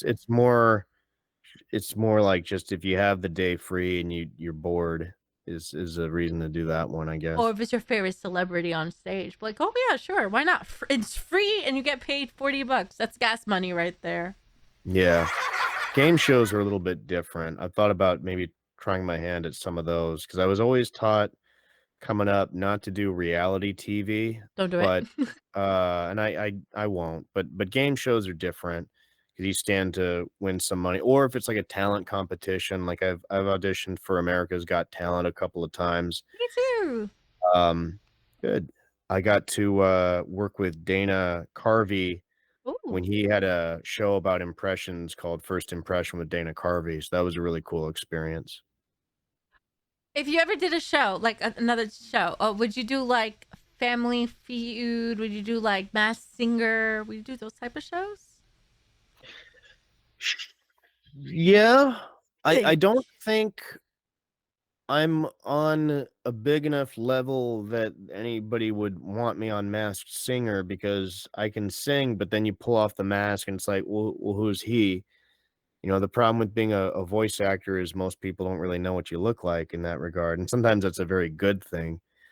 For Family Feud, though, I always I thought that'd be fun, like if like they brought on people from the wrestling show I was on because the costumes are so crazy. Like it had Ricotta Flair and the Fromage Horseman from Wrestling Pro Wrestling. That'd be really cool. Oh Would do that in a my. heartbeat.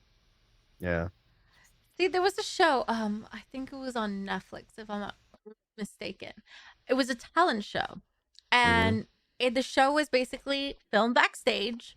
And the people who were doing the talent had like mocaps on, they had Mhm. like a screen, and basically they were like a monster or something, like animated, doing dancing and all that stuff.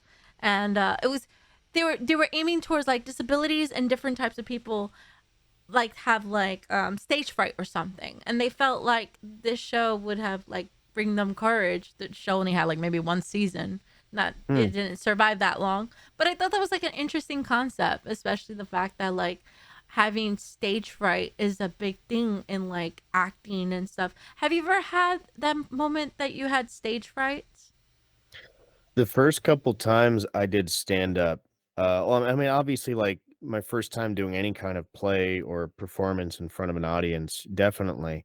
Um, stand up, it can definitely be a very intimidating thing because unlike doing a play, you don't have other actors on there to play off of, you don't have music to you know, a lot of people will just get up there and wing it, not realizing that it's to their benefit to write material first.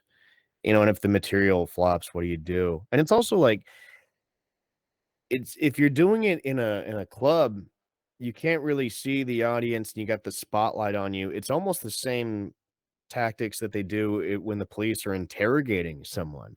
So that's a very much intimidating thing. Um, it with a lot of the with the wrestling, not so much. I mean, well, yeah, I do get pretty apprehensive about like moves I might have to be asked to take or something like that, but I can kind of get lost in the character. It's more like if I'm presenting me that I have some anxiety issues still to this day sometimes. Like I was actually getting pretty nervous about some of these last conventions I've done because I've been dealing with some family stuff. I wasn't haven't been as I don't know how well I'm gonna be received at these things, and, you know, if you start to get in your own the imposter syndrome creeps up. It's like, they're gonna hate me, I'm wasting the convention's money by them having me, you know? So sometimes, like, you got all these scenarios that can play out in your head of, like, how everything can go wrong, and then you go, and sometimes they're like, "Hey, can you sign my JoJo book?" And it turns out, okay, it was a really positive experience. I don't know why I was as worried as I was. But, yeah, to kinda complete the thought, yes, I have had it, and there are times when I still have it in certain ways. I feel like every one of us, even as like content creators or anything that we put our passion and work, we're always scared of rejection, and we're always scared of just not putting enough effort. And when we are Mhm. putting enough effort, that's when we feel dissatisfied all the time. And that's me too. I feel unsatisfied most of the time of what I do. And everyone's like, "You're doing a great job." Yeah. I'm like, but no, I know I can do better. And Right. we are our biggest enemies when it comes to that.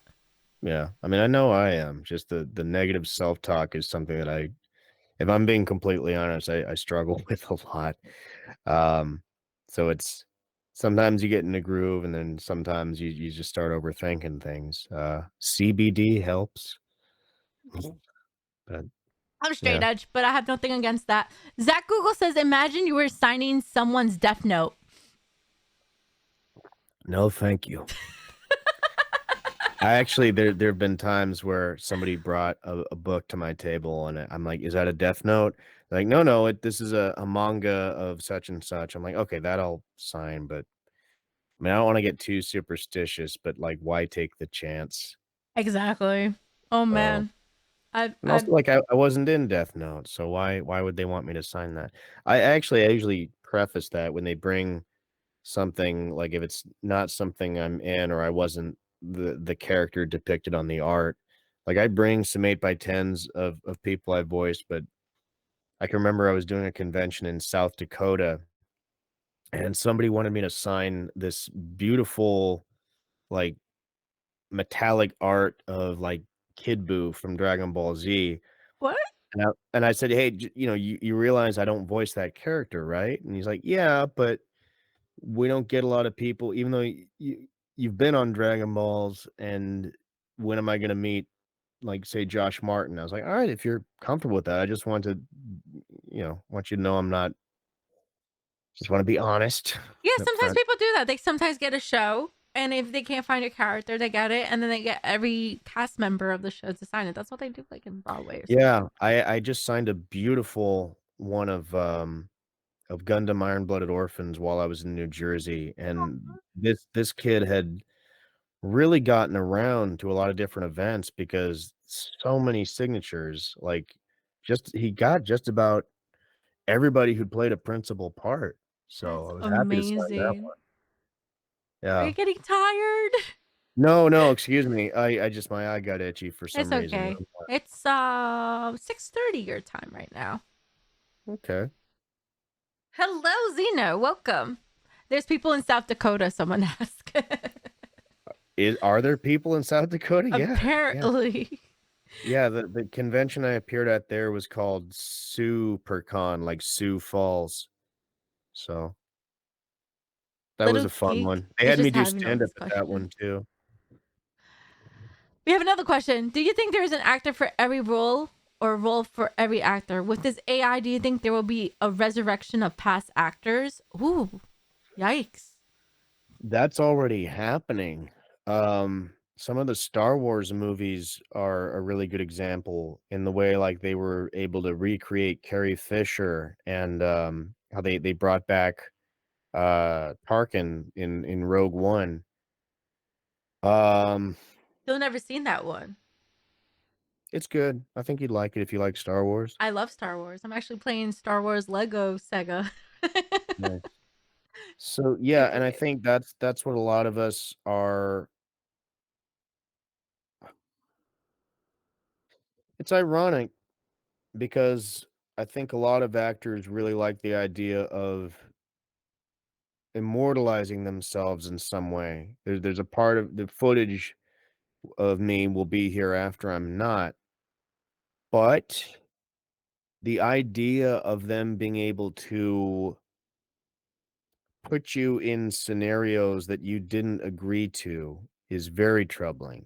Um, as much as I get down on myself for maybe not um achieving more at times in voice acting despite having been around for a little while now. One of the benefits to still having some anonymity compared to some of the people that maybe throw themselves out there more on social media is so far nobody has stolen my voice for AI stuff yet. But if I keep working, if I keep booking roles, that is something that could happen, and then what do you do about it? And I think that's part of, um that's something that a lot of groups are looking into, like the coalition of dubbing actors and SAG-AFTRA, it is something that we're in talks about as far as we both see this as a huge potential problem. What do we do about it? What can be done about it? Um, and I believe that that's playing into the, potential upcoming strike from SAG-AFTRA as well. So, did I think it answered part of the question. I don't know if it answered all of it. Answer most of it. Little Geek says that's a huge violation of ethics of artificial intelligence, in my opinion. Well, I mean, it's the ramifications of it are pretty scary because there's a lot of people who can be. I want to be delicate with how I put this. Um, and this isn't me pointing fingers at any group or any side, but regardless of I think it's very easy to believe what you want to believe. And um you can put out false information, and especially because if it really does sound like a certain somebody is saying this, it could, some folks get very riled up, and this plays into angers and fears, and it's there's a lot of ways to misuse the technology. There's no Yeah. stopping it, I guess, Like but deep fakes. Deep fakes is very yes, scary. Oh my yes. goodness. There was a series I was doing some dubbing on, a live action series that was talking about, even without the deep fake stuff, just using, like, makeup and masks, there was this guy who was, like, tricking governments, to for malicious ends, and I wish to Terrible. heck I could remember the name of it offhand because I found it so fascinating. It's one of the few times I've done, like, a live action dub, and I'm like, "Wait a minute, what's this about? I wanna watch the rest of it." I'm And curious not now not too. yeah, I know I did it at Dubbing Brothers. I'm gonna look it up, and I'll send you an email when I get I'll get back to you on that one. I Oh don't know if yeah. it's out or I not, hope but we stay friends. ooh, yeah, I Fantastic. got fruit fly that's running in front of my camera, excuse me. Hey, I think I brought that to you because I'm always having a fly around my office all the time. Oh, well, I'll forgive you. I've been probably eating an apple or something. I like apples.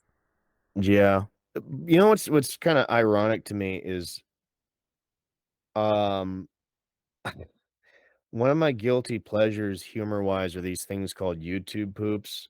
I think it's really funny when you can creatively edit and sentence mix for comedic purposes. I find I can appreciate the talent it takes to do that. Okay, Yep. like riff tracks kind of thing going on? Mhm, Okay. mhm.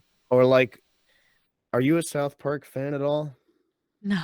I like the game, but I'm not a Okay. big South Park fan. But I do like how that's who I like the most, but yeah, Yeah. that's about it. They had an episode where Isaac Hayes, who played Chef, left the show, right? Okay. And they wanted to, they took dialogue that he already done and mixed it around where I probably shouldn't repeat it because I don't know the ages of some of your viewers, but, like, I found that to be one of the funniest things I've ever seen, but it's also because it was done in such an obvious way that you'd be like, "Hey, Kenny, how you?" It wasn't gonna fool anybody, it was just funny that they were doing that, and then now all these years later, they're able to, recreate voices almost to a T and have them say whatever they want, so Yeah. And making songs with them too. yeah, yeah. So, I mean, I wouldn't mind being YouTube pooped, like, if somebody took the boy, that's a weird express phrase, but, like, if somebody, like, took Bad lip food reading, maybe? yeah, but, like, if people took, like, food truckers at Tasty Tales of the Food Truckers episodes and had Sonny do stuff out of context, I could find that funny, but, it's when you're deliberately trying to mislead people. I think it's all about the context and intent. Mm. That's when I start to have a problem with it. Oh, Little Geek's asking, do you think you could trademark or copyright your voice? I don't think you should have to because it's part of your person. It's yours by birthright. I think so. I'm still learning some of this stuff, um, but I think there's sort of ways of I had an example in my head, and for, And just as a sort of this does kind of coincide with that question as well as what I was talking about earlier. If you have the consent, um, another interesting example of this AI stuff is with James Earl Jones and the way that he had his voice recreated for the Obi-Wan series. Okay.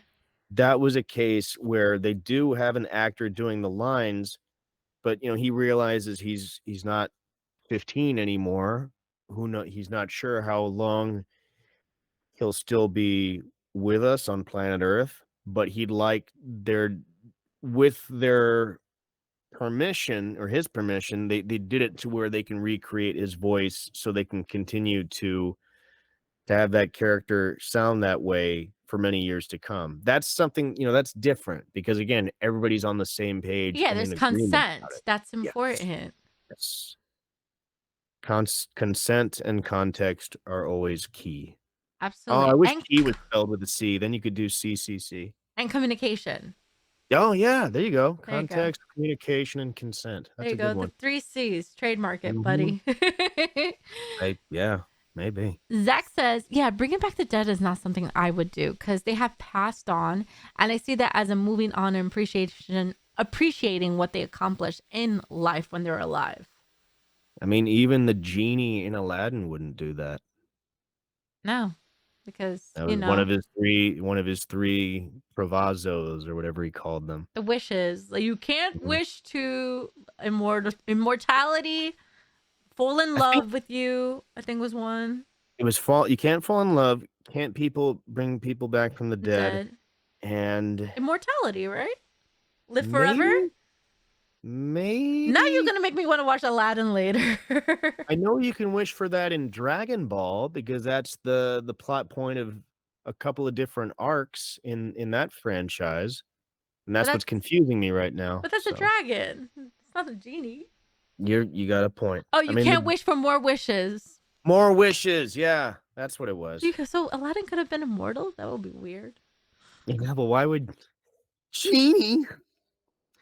It's been 400 years and I'm still here, Genie. Thanks, Al. Trademarking voices is such a good idea. So anything involving said voice has to go through the person or family of the person. That's a good Yeah, point. But yeah. there's called I think, backstabbers in the future. yeah.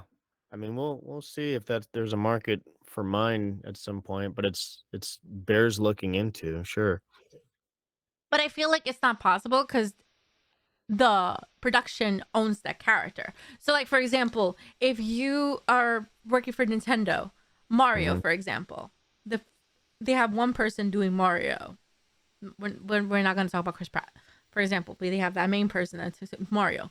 So, like, if you're interviewing him, they will either, he was like, oh, I'm sorry, I cannot do that voice because I'm under contract and I can't. There's certain voice actors when I meet in person. That's just like an example. I never met him, but I'm saying an example. There are certain voice actors that are not allowed to actually project their voice publicly due to Yeah. their contracts. So it's a little wishy-washy kind of their situation, but it depends. I can remember in the early 2000s there was talk of whoever was the actor for Stitch in Lilo and Stitch was trying to trademark that sound.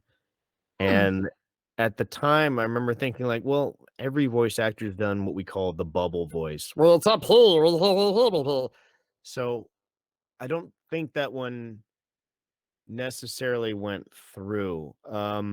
Another weird area about this stuff is like if I were to do an impression of somebody on SNL, Mhm. that's covered under parody law. Yeah. If I did an impression for like a spokesperson spot for a commercial, and let's say I had a really good Sylvester Stallone, and I'm saying, "Hey, this is Sylvester Stallone saying, buy Nikes," that would be Copyright infringement. right. So Yeah. yeah, all these little weird little legalese areas that are And it's very small text too in that paperwork, like very tiny. yeah. I should really read some of the contracts I sign a little bit more in depth. There are a couple in games where they're trying to just kind of shoehorn in the fact that they can recreate your voice if you want. Or not Y- if they want. Obviously, we wouldn't want it because that means we don't get called in, we don't get to work because they can just recreate what we did. Read your fine print. Always read the fine print. Yeah, yeah. There was Made a me game I nervous. did there's a game I did recently where the other side of that, which was fun, was there was a game, and I can't say the name, but Fine. they're gonna take the recordings that I did from a previous title of that franchise and put it into the new one and just pay me for it. That's awesome. Royalties. Well, another buyout anyway. Oh, Like okay. it's reuse would be the term. Okay. Yeah, I mean, I ideally I would have liked to have come in and done a new character, maybe a bigger role, but getting another check for just no additional work is also kind of fun. That's so previously I interviewed Kenny James, who is the voice of Bowser in the Mario video games, and he was Yeah. telling me how like everything that you hear in the games are basically reused. They record it once and then reuse his voice, but then they call him just to probably change the pitch or something. And the thing is, he doesn't know when the game's gonna come out or anything. He just knows that he did the voice. So it's Yeah. it's very interesting learning about all the different aspects of the voice acting world.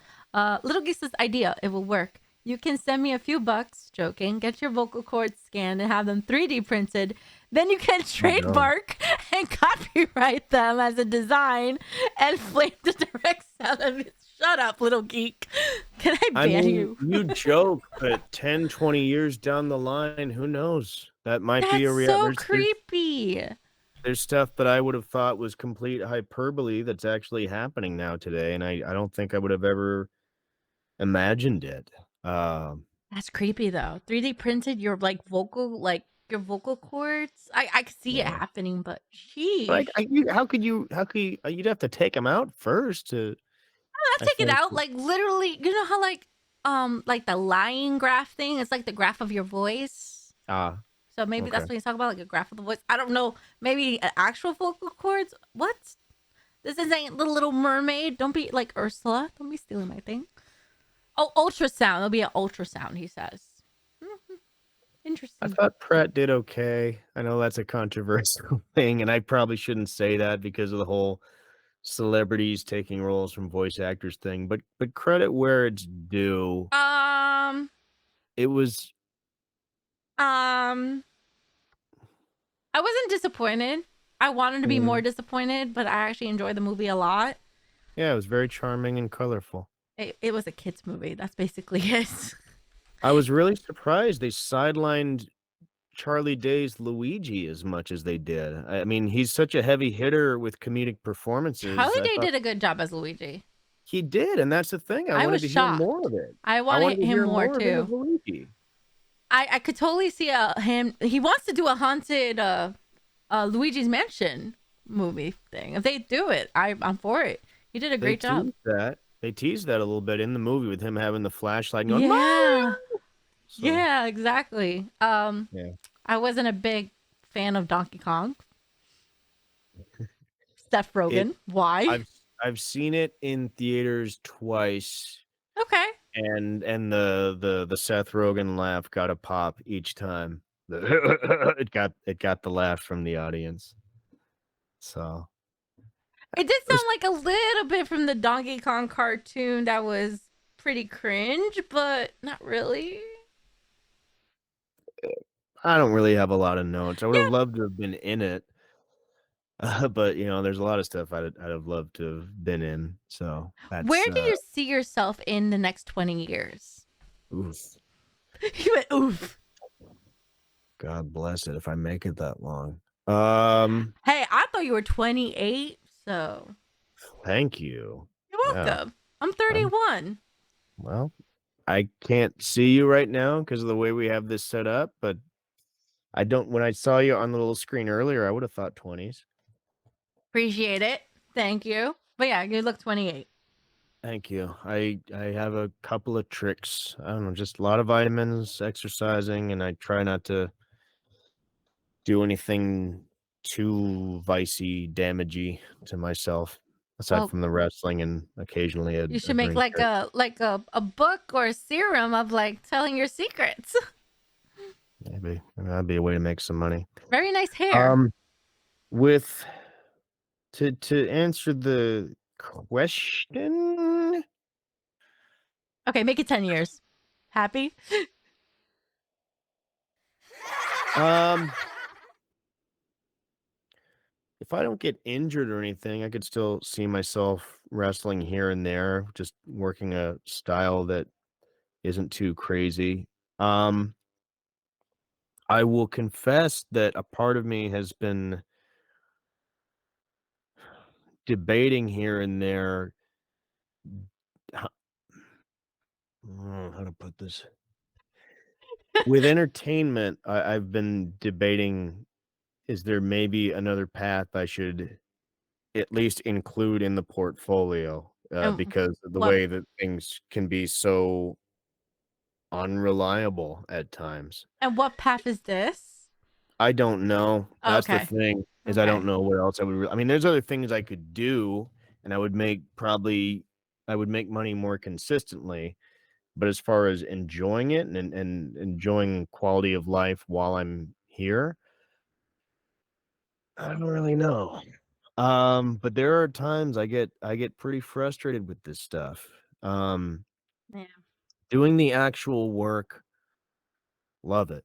It's so fun, and that's why I've um stuck it out through the uncertain times and stuff like that. But there are also times where I just like any other actor, I just get frustrated with, like, I know I could be on this series, I know I could contribute to this game, I know my auditions are good, what the heck? Um, it can be a such a crapshoot at times. Very So, discouraging. yeah, and not trying to play like the world's smallest violin or anything like that, because I'm very grateful for there was a time where I thought voice acting had completely passed me by. Huh. That it just wasn't gonna happen. I wasn't being given the opportunities to read for anything, and I was like, "Screw it. I gotta be a responsible adult," and I've gone off and done other things. So, to have, like, the resurgence I did and get the ball rolling and be able to have a collage behind me of several characters and actually have voiced so many that they can't all fit on one post or whatever, that's still really cool to me, and I don't take it for granted, but, I don't know, it'd be nice to, like, buy a house or something at some point, you know? Oh, you're renting now in LA. Yeah, yeah, It's but expensive there, that right? also that also speaks more to just how bad the housing costs are out here, Oh no, I it's guess. ridiculously expensive. I remember when I wanted to like move out to LA, I told my mom and she's like, "Oh yeah, that sounds like a great idea." And then we were there when the earthquakes were happening. I'm like, "No, never mind. No, I want to stay on the East Coast." Yeah, but sometimes there's just no rhyme or reason, it's a lot of it just comes out down to luck, and then you feel like you're just gambling your life. There was a Yeah. studio I reached out to, the other day, I was trying to get back in touch with, and, said, "Hey, it's John, just wanna let you know I'm still under I'd love to still work with you guys, I'm hearing good things about some of the shows that you're working on right now." And I'd hear back like, "Yeah, we'd love to add you to our roster." It's like, "Cool.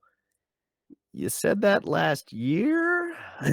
Oof. So what is the missing piece of the puzzle? Sometimes it can be really frustrating, but then, like, every time, like, if I'm thinking of walking away or whatever and going back to sales or whatever, then a role will come in, and it's like this little thing that's just like, "Don't leave yet. There's still" it's weird though. There's that thing pulling you. Like, yeah, I know I'm gonna be called one day. I don't know when, but it's going to happen. Like an intuition kind of feeling, right? Yeah, it's just it makes it very hard to plan things sometimes. So, like, sometimes I'll do well at a convention, sometimes not as much. So it's like it's really that's why when the question came up about what advice I would, give to somebody starting out, it's like, you know, don't rely on it until you can, That's a good because advice. Yeah, and know what else you can do that maybe is a little bit more reliable that you enjoy. For me, when I earlier in my career when I would veer off, and there were others, I was pretty good at sales because of the acting background, just memorizing a script and interacting with people and stuff like that, but it wasn't really what I wanted to do, and I was getting burned out. So I'd always kinda, like, keep one foot in the pool, as it were, with acting and entertainment and stuff like that, so You know it's what's tricky, you know what I'm surprising? saying. When you told me you're from California, I thought you were in Texas because every voice actor I've interviewed are from Texas, and they were telling me that the anime market is in Texas, and I didn't Yes. believe that. I was very confused.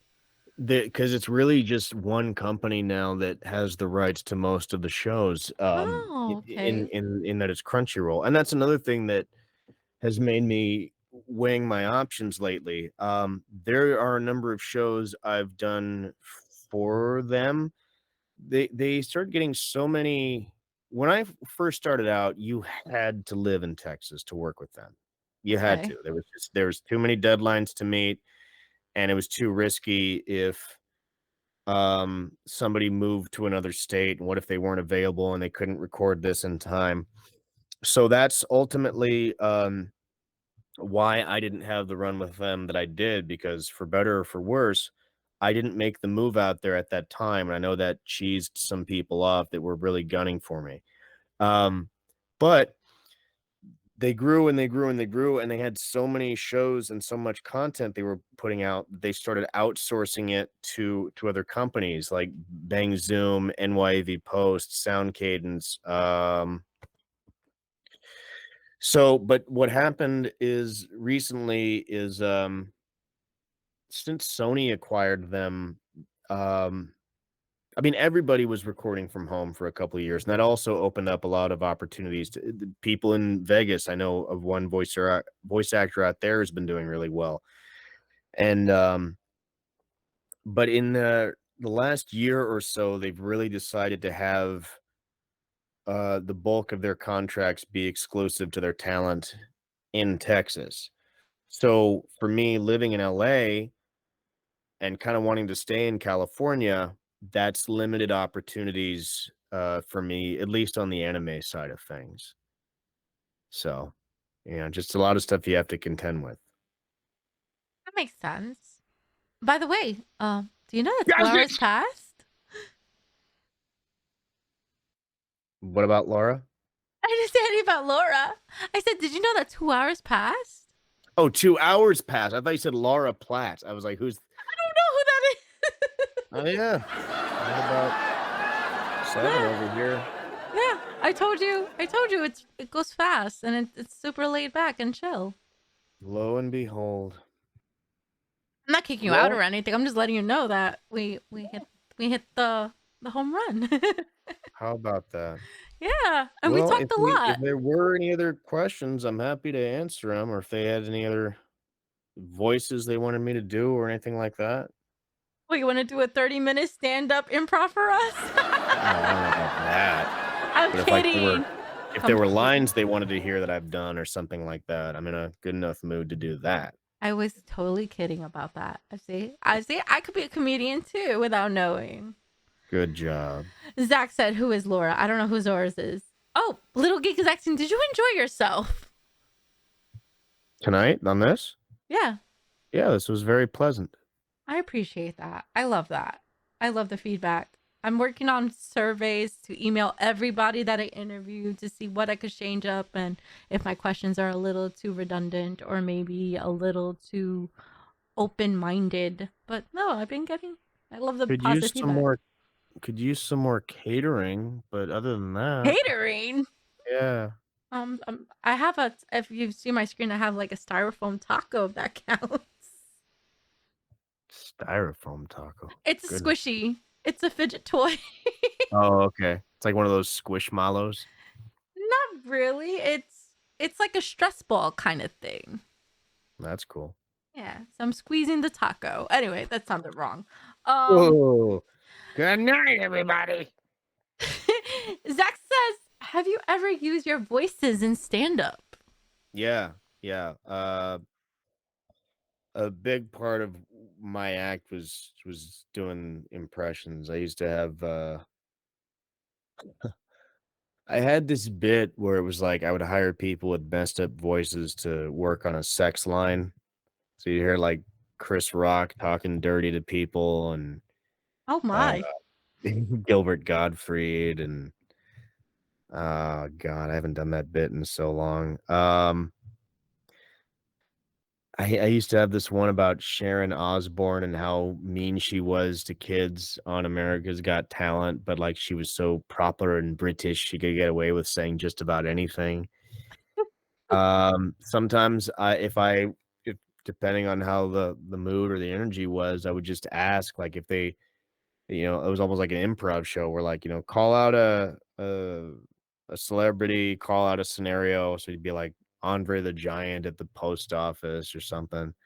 There was yeah, and it was you'd be amazed, like, just how much other comedians, like, hated that because it was like, that's not joke structure, that's using a trick or something like that, but, they weren't my audience, the audience was, and they dug it, so I would do it. I even used to do, a bit where I would bring a guitar with me and I would, like, do some kind of like an improv song because you really only needed to know a couple of chords to do that. Like, if 5 or 6 chords would be enough, you could string together some little song. So yeah, the answer is yes, I have done that. I love that. One of my favorite stand-up comedians is Lin-Manuel Miranda. Mm. Because, he started comedy and then he did the musical thing and now he's like genius. Like, I love Hamilton. Like, I thought you were going to go see Hamilton. No, if I were to have seen another show while I was in New York, I mean, there's so many to choose from. There's so many. Um, Les Mis would have been I've seen Oh, it done. Les Miserables? Les Miserables. There's a grief that can't be spoken. Okay, this is singing voice. Yeah. I've seen that done very well at one of the bigger theaters in San Diego, though. So it's like, Okay. it was of pretty good quality. Um, I'm surprised not the Phantom of the Opera. that is a classic. That actually would have been a good one as well. Very good. I've seen it twice. It's one of my favorites. Is Avenue Q running anywhere anymore? I don't know. Isn't that the one with the puppets? Hmm. Let me check if it's still running. I I saw that San Diego had in 2007 when Avenue Q went on tour, the first place it went to was San Diego at the Spreckles Theater, so I saw that there. no, it Wicked would be another ended. one. It ended in May. Wicked was playing at the Pantages out here in LA for the long it might even still I know it's still playing in New York because I saw Book of Mormon at, the El Pavilion or something like that, and it was, like, just on the other street was Wicked. The Um, Wicked movie will be coming out. oh, wow. Yeah.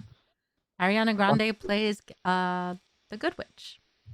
Nice. That should be good. I'm interested. I'm can't wait to hear her singing voice because she has a phenomenal voice. Mhm. Another show my mom just recently saw was Chicago and she loved it. Yeah, that'd be a good one. Chicago was good. Chorus line. Okay. The new Chorus line. show that just came out is Back to the Future musical, Mhm. and I heard really good reviews about it. And another good one was Beetlejuice. I want to see that. I think it's out of Broadway already though. Yep, they're playing that, at the Pantages in LA, I believe, so I'll So probably jealous. see I missed it. I wanted to see Beetlejuice. it. Might come back. Hopefully, it's really. I heard it was a. I see their songs all the time on TikTok, and I'm like, what is this? This sounds so good. Yeah. I'm You do excited TikTok? for. I do have TikTok. Yes. You like it? No, but I have to do You what I don't? gotta do. Yeah, I feel the same way.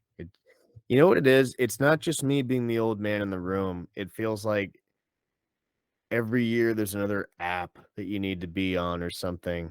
Tell me about it. Like I was just telling you earlier that there's this new thing called Threads, and then yeah. I can't keep track of it. Me neither. I can't keep track of it, but you have to put your name there so no one takes it. Sadly. Yeah. I had Um. this bit when I was doing a voice actor comedy show at Flappers in Burbank where, I was getting so frustrated for a while there that it felt like the only voice actors that anybody cared about was if they were, like, streaming the video games. And it's like, "Isn't it enough that I'm in some of them? Do I really gotta play the game with you t do I have to pick up the Cheetos for you too? Like, at Ooh. what point can I clock out?" But that's sour grapes. Sometimes they like that kind of thing. See, I was gonna talk about the TikTok thing, but my mom's here, so I can't say it. So I'm gonna be Yeah. nice. But my mom loves TikTok. Everything is like, Ale, I made a TikTok. Go like it. Go like it. I'm like, okay, mom, I like your TikTok. It's weird, like, if you told me that the future of entertainment was gonna be people wiggling their butt in front of their telephone and then, like, playing that there's always that one tune that everybody puts in all their, like, "Do, do, do, do, do, do, do, do, do, do, do," like, in every single one, it feels like. No, now the new thing is the Grimace challenge. Yeah, where I guess what is it, like, you drink the shake and it drives you insane or something? There's two stories behind it. The one Okay. I thought Grimace because it looks like the word crime scene, but that's just me. I see weird letters when they're not there. No, but the thing is, it's about Grimace taking revenge of you like Oh, drinking like part of him or something. So yeah, oh, it's dark. that's, People have some dark minded stuff going on. golly. But it's always like it's lip syncing audio and, like, one person playing, like, 4 parts, like, they don't have any friends that wanna do these things with them, so they all gotta pull an Eddie Murphy and do it themselves, and I'm out of touch. It's I'm out of there's touch. there's TikTok and there's Reels. So Reels is basically TikTok. Reels gets TikTok recycle content and makes it trending when TikTok is the first thing trending. But isn't the real just like Instagram trying to be Like TikTok? TikTok, yes, exactly. That's what You it can't is. you can't even, like that's how much it's taken over where it's like, "Hey, we can be TikTok too. Please don't leave us." Or you go on YouTube and before you can even, like, look at your recommended feed or hit the search function, they play a reel. Like, they gotta shove a TikTok in your face. It's like, we get it, but, like, if I wanted that, I would go on the other app. Why can't YouTube just be YouTube anymore? My mom says you're Ah, funny, so I think you're doing a great job. who says that? My mother. Well, bless her sweetheart. She's very kind. She's very kind. I love my mom. Justice for Reels? Shut up, Zach. I can't stand Reels. Grimace is a dark past. My mom says TikTok could be educational, but she found it funny that you said wiggle the butts. Well, because I mean, to be fair, it is a lot of at least what it keeps sending me if I hop on the app and try to see what it's all about. It's a lot of ladies showing off and, okay, but also But it's you know that's based on your search algorithm because my algorithm is cats, cosplayers, and crying streamers. That's my I whole get a For lot You of, page. like there's a lot of, like, stuff with, like, families showing off their little kids. That's cute. Yeah, that's nice, or pets. I get a lot of pets thrown into my feed, but it's also a bit of a mind bad word. It's like, yeah, it'll, like I'll be watching clips from, like, the animes or something, and then the next one, it's like, "Oh, there's kids in the room." So, Have you ever seen yourself, like, not yourself, but like your anime character, like being fan made or something and into an edit? Like, yes, that was actually the whole reason I even downloaded the app was, a voice actor friend and colleague of mine, Cedric Williams, who was, Cheetu in Hunter x Hunter, Don in Promised Neverland, and now he's the voice of Face on Nick Jr. He was like, "Hey, John, you should check it out. There's people cosplaying our characters." And, I found a couple that were doing Alessi, and I just hit the little like button. And they're like, "Oh my god, the voice just." And then somebody made a cool one where it was like Alessi doing this dance, but they'd spliced clips of my Oh, voice into the song. It was like dun dun dun dun dun dun, dun, atta boy, dun dun dun dun dun dun, dun, you brat. Cedric. I'm So actually that was really interviewing him in August. Cedric hmm? Williams. I'm actually interviewing him in August. Oh yeah. Tell, Yes. tell him that you like the Asian voice for Tong better. Wait, what's that? You want me to It's a lie to running it's him? a running gag. It's a running gag You I got to have remind where me, cause he has to get back with me with a date because he's busy at the moment. But yeah, I was excited when I read his IMDb. I can never say it anymore. yeah, no, he's doing good right now. But we met doing Tasty Tales of the Food Truckers. That's cool. So that was the three. It was primarily me, Cedric, and Tara Sands, who's the voice of Andy on that show, but she's most people know her as Bulbasaur in Bulbasaur. I Pokemon. actually met her, and we were teammates in a convention in Jersey called PoochieCon, and we were horrible teammates. Let's just say, like. And then was the time I had to switch with another voice actor, which I became friends with. His name is Lloyd, and he did Uh, Luke Skywalker and like the Disney Universe type of games, and the Star Wars Unleashed. Um, he was in that were you game. were you and Tara doing like a trivia game or something? We were doing like an improv. Okay. So and it was a quiz show of like anime shows and stuff. So like there was a letter, I think it was my mom recorded it, so I don't remember it carefully, but maybe my mom could help me remember it. But there was one thing that you had to like name an anime character that starts with the letter B or something. Mm-hmm. And then Tara said Bulbasaur. And Yeah. then Boba, boba. and and the host was like, anime character, not Pokemon. I'm like, and she's like, but that is an anime character. But he meant like an actual like anime character. So I said I love. Berserk. So Yeah. that No, I one. love Tara. She had because she's from your neck of the woods, so she had Yes. family out there. So at Anime Next, she had, I believe it was a nephew of hers, Oh, um, who knows her as Biscuit on Hunter x Hunter, but like, hey, can you tell him who you play, John? And I did the Beanolt guy. He's like, yeah, John voiced the creepy guy who ate my hair. that's a nice way of introducing you. I learn everything about it from them. Oh man, I love this. So cute kid though, very very polite. So chat, if you have more questions for John, go right ahead. I'm done with my questions. We're just hanging out, reminiscing. I can't even say the word.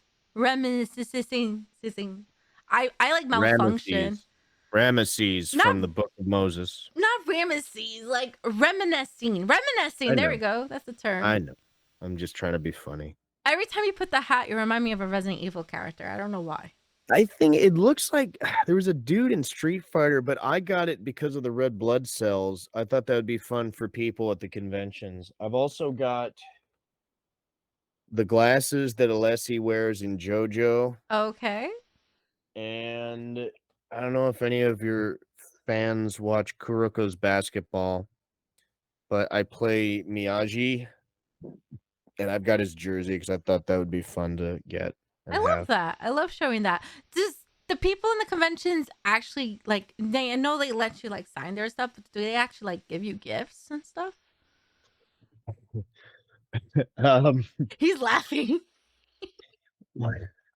one there was one I did in Virginia where some people gave me moonshine. And yeah, I was on an elevator back to my room, and I had the Tekkadan shirt from one of the Gundam shows, and like, oh, we didn't know you were the guy. So the next time I saw them, like, hey, you were in Gundam, right? I was like, yeah, here you go. And they just hand me this jar of moonshine, and it was like apple pie, I think they called it, and it was dangerous because it was so smooth. There was, like, no burn to it. But I didn't wanna be rude, so I took it, and I was sipping it here and there, and there was on the last day, I couldn't take it with me on the plane, so I was trying to finish the couple drops that were in there, Oh and I my. remember that there was somebody coming to my table saying that they'd met another voice actor, and that voice actor seemed very grumpy, and they said, "Yeah, but I guess it's weird when you have, like, fans trying to give you stuff all the time." And I had the jar, I was like, "Yeah, you gotta be careful when fans give you stuff." So, my handler, the guy who was helping me at the table, was laughing because he knew it was like, a little drop of moonshine. I was doing a bit. That was Um, funny. otherwise, um, there was a very sweet fan in Europe in 2020 who, they reached out through one of my websites. I think the comedy one, which I lost the domain to because GoDaddy didn't renew it in time, and now, like, China has it or something. What? But, they asked, if I would be willing to sign some Pokemon cards for them, and I said, this was a very dark time in the world's history, and I was like, "Yeah, if you could please send a, self-addressed stamp envelope." In this case, I was like, "I won't charge you, but, like, give me the means of sending it back to you because I don't wanna have to pay for the postage." Um, I had them send it to one of the studios because I didn't wanna give out my home address, but the point was they had me sign, like, Bronzong and Makuhito because I played Thornton and Brawly, who were, like, their masters, so it kinda made sense that I would sign their Pokemons. Um And I remember that they were very, very specific about how they wanted them signed. They gave me kind of detailed instructions because they had OCD, and I suffer from that a bit myself. So I was like, you know what? I totally get it. And actually, thank you because it takes the guesswork out of it for me. Sometimes I don't know what to write or where to write it. And there was like an extra card in there. And I remember reaching out. I was like, hey, I got your card signed, but there's one extra one. I know you're very particular about how you want these things signed, but this one didn't have any instruction. He was like, "Oh, no, that's actually for you for going to the trouble." So yeah, I thought it was neat that someone on the other side of the world, A, wanted my autograph, which I don't think I'll ever get used to really, and B, like, threw in a gift for me. I thought that was really cool. That's really sweet. Yeah. I like, when it's a good mutual exchange of energy with these things. I think that's what I like about the whole convention experience. I like that I can do the voice and, like, it seeing somebody's eyes light up because it's something they heard on TV or something. I like being in a position to do that, and I'd like to do more, like, charity stuff with it even, so. That's so sweet. Like, we ever do like the I think it's something with a wish. Once wish? Make Make-A-Wish? a wish. Yeah. I would do that. I would absolutely do that. Again, I don't know what level I'm on, if there would be interest for that, but, I mean, if I it don't was like when somebody. people put themselves on like pedestals and like I know there is a status and there's like a pyramid of like who's top and who's not, but I feel like everyone has if you have like the experience, you should have them like Yeah, the chance. if it's what they want. I mean, like, me personally with I'd be like, "You sure you don't want, like, Hulk Hogan or, the cr jeez, I'm trying to think of, like, another a celebrity name, like, Iron Man, more Robert Downey Jr., Oh yeah, but that's his name. I'm like, wait, yeah, who?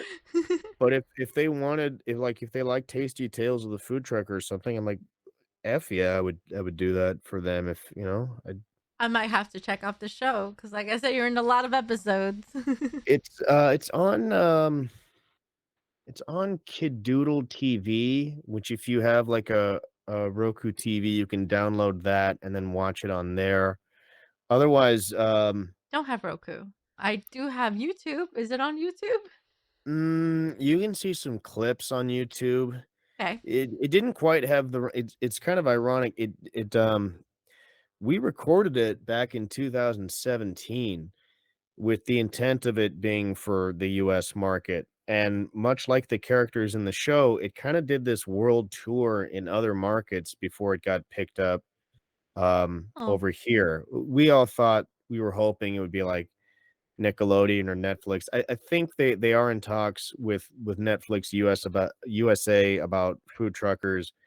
And from the same people that made that, there's another one I did for them called Friend Space, which is about these kids flying around in space to planets and making friends with alien kids. And I play like a lot of different characters on that one. I'm not a starring role, but I have like 40 different guys I do in that one. My favorite are these are like little battle hamsters. It's like poking fun at manga. So I'm Hamku and Fakira in that one. talk about Um, Netflix. Like, if they do air the food trucker show, will you get paid for anyone that streams a show, like royalties, or is that like Probably non-discussable? I don't wanna say no and kibosh the idea, but with the way that the contracts were set up for that particular show, probably not. Oh, that's a Having bummer. said yeah, I mean, when I found out that they put, for, like, Heroes of Gujitsu, for example, what we did that for was they paid us the standard rate, but, what that was originally for was for Moose Toys' YouTube channel. Oh, Um, and then I noticed one day that they put, 5 of the episodes on Netflix, so I didn't really see anything else, for that. But I will say that, Netflix, when they produce an anime, the contracts for them are my favorites to work on because they treat us a little bit they treat us okay. Um, not like any huge astronomical number, but it's if I'm doing a series like Eden Zero, Kuroko's Basketball, those were produced by Netflix, and I made a little bit more on those than some other ones that I won't mention because I'm probably saying too much as it is. it's fine. Um, I didn't hear anything, but the right. reason why I ask these questions is like because people are not aware of like the wear and tear, not the wear and tear, but basically the behind the scenes, like what you go through and what you get out of it. They're like, oh yeah, they're on TV, and I bet they get paid all the time. It's the assumptions that people make nowadays. Like myself, I assume like, oh wow, is it like the music industry? Like basically, if the song is in the radio, you get like royalties, but I guess not. That's complete craziness. I got a bump in my pay for doing the theme song for Tasty Tales and Food Truckers. That's cute. Yeah, and there's an episode where Sonny creates a band with their truck, Julia, and there's a lot of singing in that one, which is a lot of fun to record. Um, but otherwise, like if I was doing like Animaniacs or Teen Titans Go or something like that, those contracts are a little bit different, and I would get residuals off of those in some capacity. But um, anime, we pretty much we never get those. It's something that we were kind of fighting for, and we worked out Netflix gives us a little bit of a bump in lieu of residuals because their way of looking at it was like, look, the way streaming services are, like we could put residuals into the contract, but it's going to take you like 10 years to collect 50 cents, or we can just tack on this additional courtesy thing in addition to your rate. So we all kind of compromised on that because it was a step in the right direction Thank and goodness. compromise. What a roller Um, coaster ride. what? What a roller coaster ride. It's Literally. it's yeah, it's nuts, and it's a little bit above my pay grade a bit. Um, so I try not to quibble too much. There's times that I try to let the agent renegotiate things. Sometimes I've had agents that tried to get a better rate for me, and it's like, careful, we don't want to scare away the fish. Um, because I'd rather keep doing it at this rate than not do it at all. I was about So to ask you, like, is it easier to have an agent like help you find work, or do you find your own work? you still have to get um there's an old adage about like the reason agents get 10% is because only 10% of your jobs come from them. But I don't know about that. A lot of the work that I've done is because I've established some kind of a working relationship with the studio directly. But most of the auditions that I get are leads that my agent sent to me and then I read for. Okay. There's stuff that like I wouldn't have access. I wouldn't have the opportunity to read for it at all if I wasn't part of somebody's roster.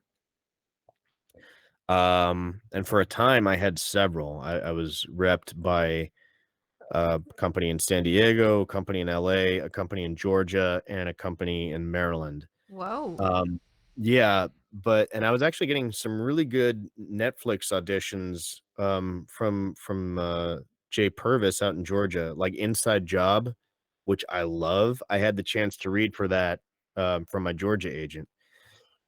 But I got dropped by them a little while back, Dang. and I totally get it. It was they said, "Hey, we noticed you're not turning in auditions for us lately, and we kind of need that space on our roster for someone who is."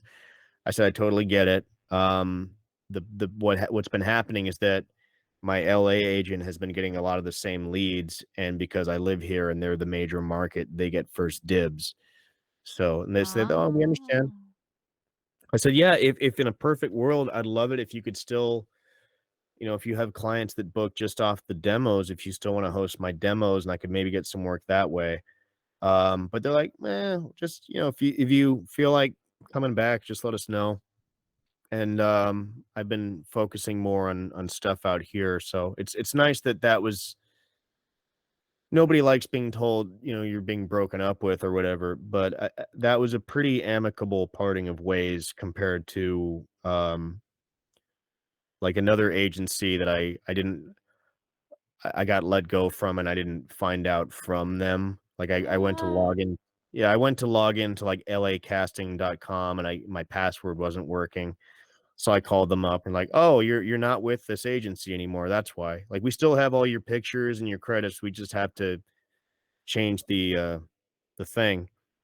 And like, "They didn't tell you that you got dropped?" I'm like, "No. I couldn't get past the voicemail." Oh my goodness. Now you're making me nervous because I'm part of Central Casting. Yeah. Dude, they're all right, but they're not, again, with the strikes going on, they're not, there's not a lot of stuff to go around at the No, moment. unfortunately not. Yeah, And they're all the way in New but York, and then maybe in New a little York far. it's different. I just know that in LA, like, they were pretty upfront with me because again, like, it felt like a step backwards to do background work when I was booking so many shows where I had speaking parts, but, just to keep from going crazy, I was like, "Well, let's just get out of the house and pick up a couple extra $100 here and there." But they're like, "Yeah, it's pretty slow." I'm When surprised when not even like video games or anything. What about it? Like the video game industry, like they're not involved in the strike, right? This is mainly like movies and TV shows or something, or video games is involved. There are some union titles. Um, probably can't name which ones No, are. no, no naming. It's okay. Shouldn't do that. No, But, no naming. it will gum up the works a little bit on that side of things. Um, I'd love to do more games, but, and I've got some people pulling for me. There's a couple titles I'm told that they'll have me on soon enough. I've been told like a speaking part on Genshin could be in the works at some point. That's I'm not a exciting. speaking part. They're all speaking parts, but like a playable character. Mostly what I've done have been non-playable Oh, characters. you're an NPC. I'm like 5. Yeah, the joke was one casting director went to the casting guy for Genshin and said, "Hey, John's pretty good, so don't waste him on an NPC." So that guy went, "All right, I'll waste him on 5 NPCs." It reminds me of the movie Yes Man. Great movie, by the way. Yeah, yeah, it's fun. Yusaku was fun. He was such a bitchy, whiny merchant that it's like, "Don't give me that. When you're ready to pay, I'll be ready to sell." Oh my goodness. I haven't got played Genshin because I feel like that game is gonna like ruin my life because it's like so long. There's a lot to do. Yeah, it'll eat up some time. Like, even I found myself playing on a Switch recently and like, "Geez, this is time I could be out." Wait, they have it on Switch? Genshin? I think they do. I know they have it I on know mobile and they have Smite it is on on Switch. PC. Smite I'm is pretty on sure it's on all Switch. the platforms because a lot of the ones that are like where you download the game for free, but then you pay for additional content, they try to get them on as many platforms as possible. I'm surprised. Hold on. If Genshin's on Switch, what? It's a wrap. I swear it was. I feel like it really was. Like, I saw it on the search thing, but also I think the last time I checked, it wasn't there. So I know it's on PlayStation, if I'm not mistaken. It's on PlayStation, Epic, yeah, but Steam. those are like Yeah. $1,000. It's not there, unfortunately. But it's on the phone. You can play on free on the phone. But why would you play it on the phone? I can't play Genshin on the Can phone. you? Yeah. I know you can get like a port of Chrono Trigger on iOS. I didn't know you could play Genshin on a. Yeah. You can Uh, play Genshin on the phone. gosh, a Rudy, as little orphan Annie would say. I like the old timey phrases like "glory be." Um, Oh, that was but weird. what? I was checking my text messages. I don't check my voicemail, and it transcribes my voicemail, and the Mm-hmm. voicemail is completely not accurate with the text message. Is So, it through Google Voice or uh, it's Siri, ah? but Good it deal. was funny when I was reading the words. I'm like, that doesn't make sense. But I think I put two and two together what it was. It was when I had to run out. Let me see, Genshin. Yeah, That's Genshin always. is here. Oh, well, there you go. Look. I can't. You don't have it set up where I can see yours, Oh. but I believe you. Oh, Aqua says Genshin works well on iPad rather than a phone on iOS, and it still crashes sometimes. Yeah, PC or console is better. I don't get mobile gaming. Also, hi Ale, hi John, hi Aqua. Hi there. We have John here I mean, not hostage, but we have him here. We're chatting and learning. If you have questions for John, let us know. I think John's hungry. Are you hungry? I could eat. I'm thinking about what to do for dinner. Might order some pizza, or I might just fry up a turkey burger and be healthy. You could flip a I try to do coin. keto.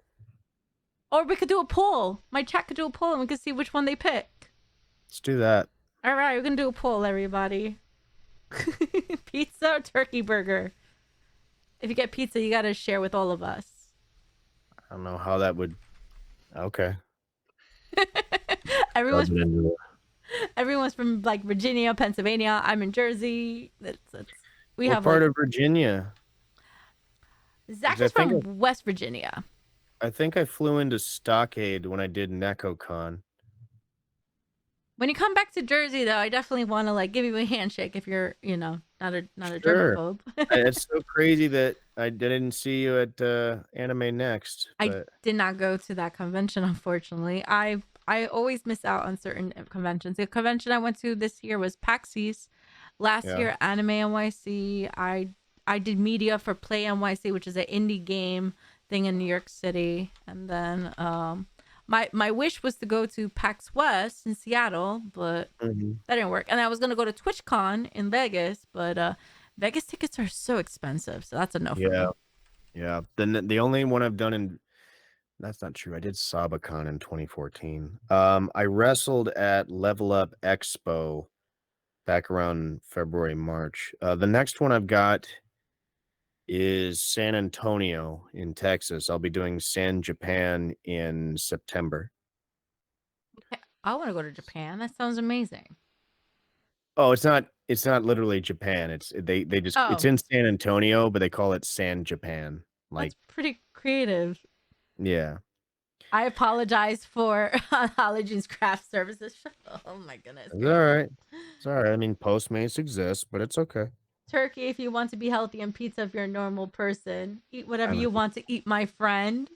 a normal person. Well, I'm clearly not normal, so maybe I West will. Virginia, aka the weirdest shaped state in the United States.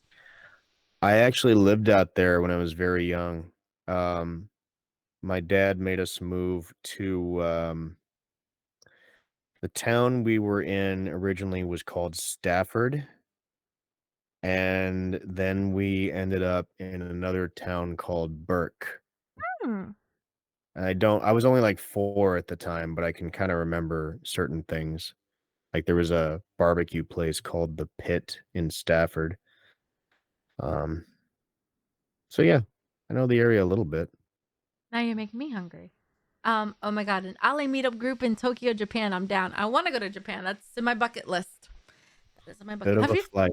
Have you been there? I have not. Oh, I are you? had the chance in college to like they had like an exchange sort of study abroad thing, but like a lot of cool opportunities. I didn't jump on it when I could or should have, I guess.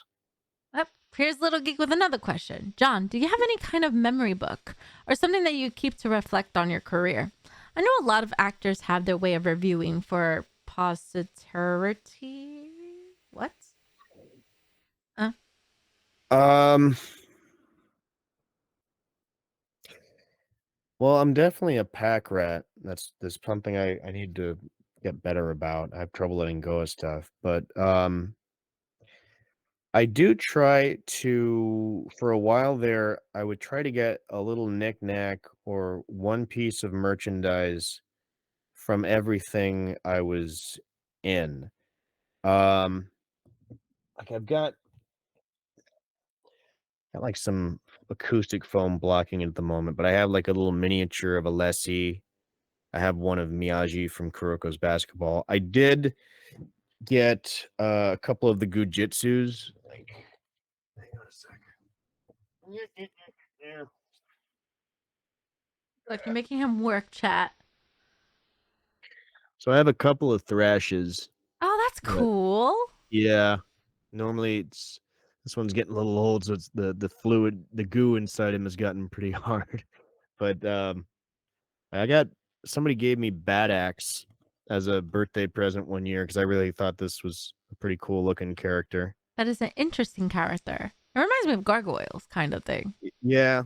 Um the Kyle who made Mighty Magiswords, he gave me this as a gift because he was a huge Ninja Turtles guy and he thought it was cool that I got to be Krang on Smite.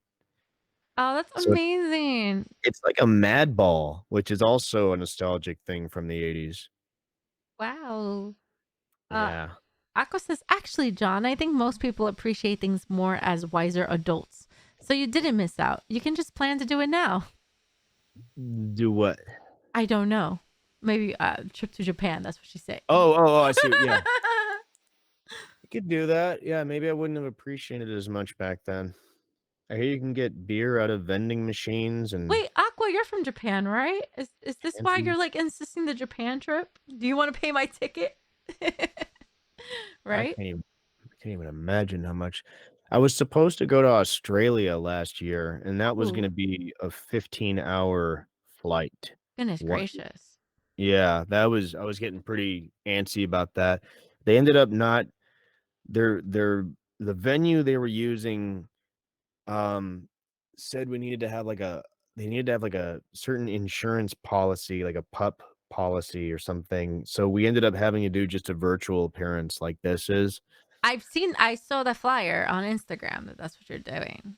Yeah, so that's we ended up just doing that. So it's kind of neat that like I could still talk to people. I can say I appeared at a convention in Australia, but I find that if I'm there in person, they want to buy some prints and stuff like that, but I don't really have a lot of luck with the online shops. So it definitely hurt my pay just doing a virtual appearance. But I was glad that in this day and age, with the technology being what it was, we could still do that.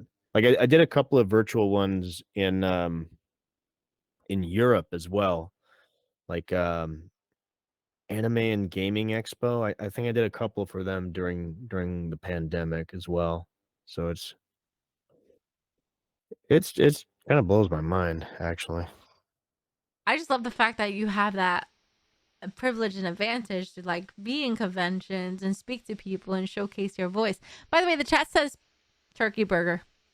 Yeah, saves me some money that way. Smart So thank. choice, chat. I chose turkey burger too because it sounds healthier and yummier.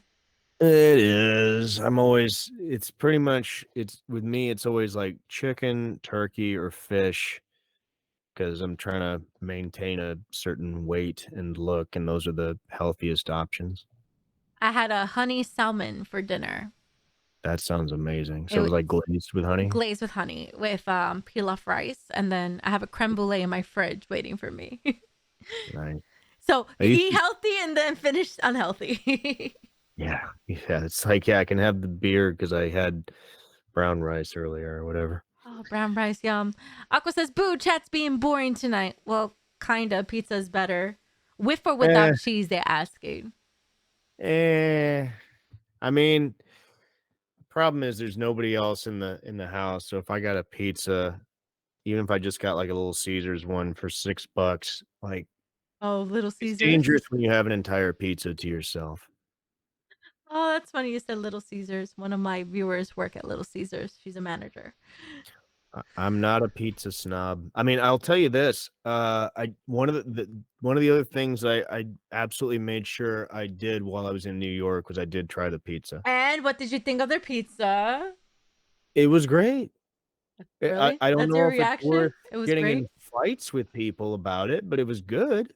Wait. But it depends what pizza. Did you get the dollar pizza or did you get like their like No, well-known I pizza? tried. I saw that one on the way to the theater, and it was closed when I got out of Book of Mormon. So, there was a couple other I was near Times Square. So I went to 2 different places. I got 1 slice of pepperoni, I got, chicken barbecue at the other, and then when Sandy Fox brought cannolis, I was too full from those giant slices. So, 'cause yeah, it was me, Lex Lang, and Sandy Fox who went into New York that night. Oh So wow. Um I was gonna say like the dollar pizzas are really good in New York and but the best pizza is in Brooklyn in is it? Spinoli de Gardens. Really I good also had place. I had a $10 hot dog as well in Times Square. A $10 hot dog? Technically, it was 9, but I tipped him $1. Was it the hot dog truck? It was a hot dog truck. Why did they charge you so much for a hot dog? 'Cause I'm a rube and I was easy to con, and I was like, "I don't care, I'll pay for it because I don't What? think they sell food inside this theater, so I'll just get whatever you got." Oh my goodness gracious. That's wild. I wouldn't. If it was Nathan's, maybe, but not a hot dog truck. Yeah, I'm not gonna do it every day, I would but it hope was like not. it was my first time in New York, and I wanted an authentic New York dog, Did you so get one of the fake rappers trying to get you to buy a CD? no, but we have those in LA too, especially around Inglewood. That They're happens a lot. they're the worst. Them and the mascots, like the little fuzzy characters. If you take a picture of them, they will charge you. I didn't run into those this time. Um, Okay, you're safe then. yeah. Dude, even at Comic-Con International in San Diego, the whole rapper CD scam Ugh, was happening a couple years ago. the So I mean, there's worst. there's there's no getting away from that one, Yeah, that's in unfortunately. every either big convention or just Times Square itself. Another place you need to try their pizza is Chicago. Chicago has really good pizza. Okay, I haven't been to Chicago. I've had Chicago style pizza, I think at like a Sbarro at a food No, court Well, I mean, that's not really pizza though, right? To That's more borrow like out of no, in Chicago they do a deep dish pizza and it's really good. well, I tried what was a deep dish pizza, and it was more of like a not a calzone, uh, because like the cheese was on the bottom and the sauce was on top or something, right? It was This different. this is why I hate my streams. We're always talking about food. I love the margarita pizza. My mom likes the margarita pizza. Those are good, yeah. Yeah, everyone talk about pizzas. Like, come on now. Yeah. I'll give it 8 more minutes maximum, and then I'm gonna go Eat fill my your gullet. turkey burger. Mm. He's totally gonna sneak behind our backs and order a pizza. Since we're Yeah, there's been too much talk about it now. It's kind of in my head. So, plus I worked out today. I got in the sauna. I burned some calories. all So, right, chat. Do you think he should get a pizza? Mama Dream. Let's let my mom decide. yeah. Does Jon Allen deserve a pizza? Especially spending over 2 hours with us. Justina talks about pizza on daily. Yeah, she does. Yeah. Yeah. Justina Yeah. is a manager for Little Caesars. So, yeah, talking about pizza. I like the slices and sticks, and I love, love, love the pretzel crust. Mama Dream says, yes, you can get pizza. Yeah.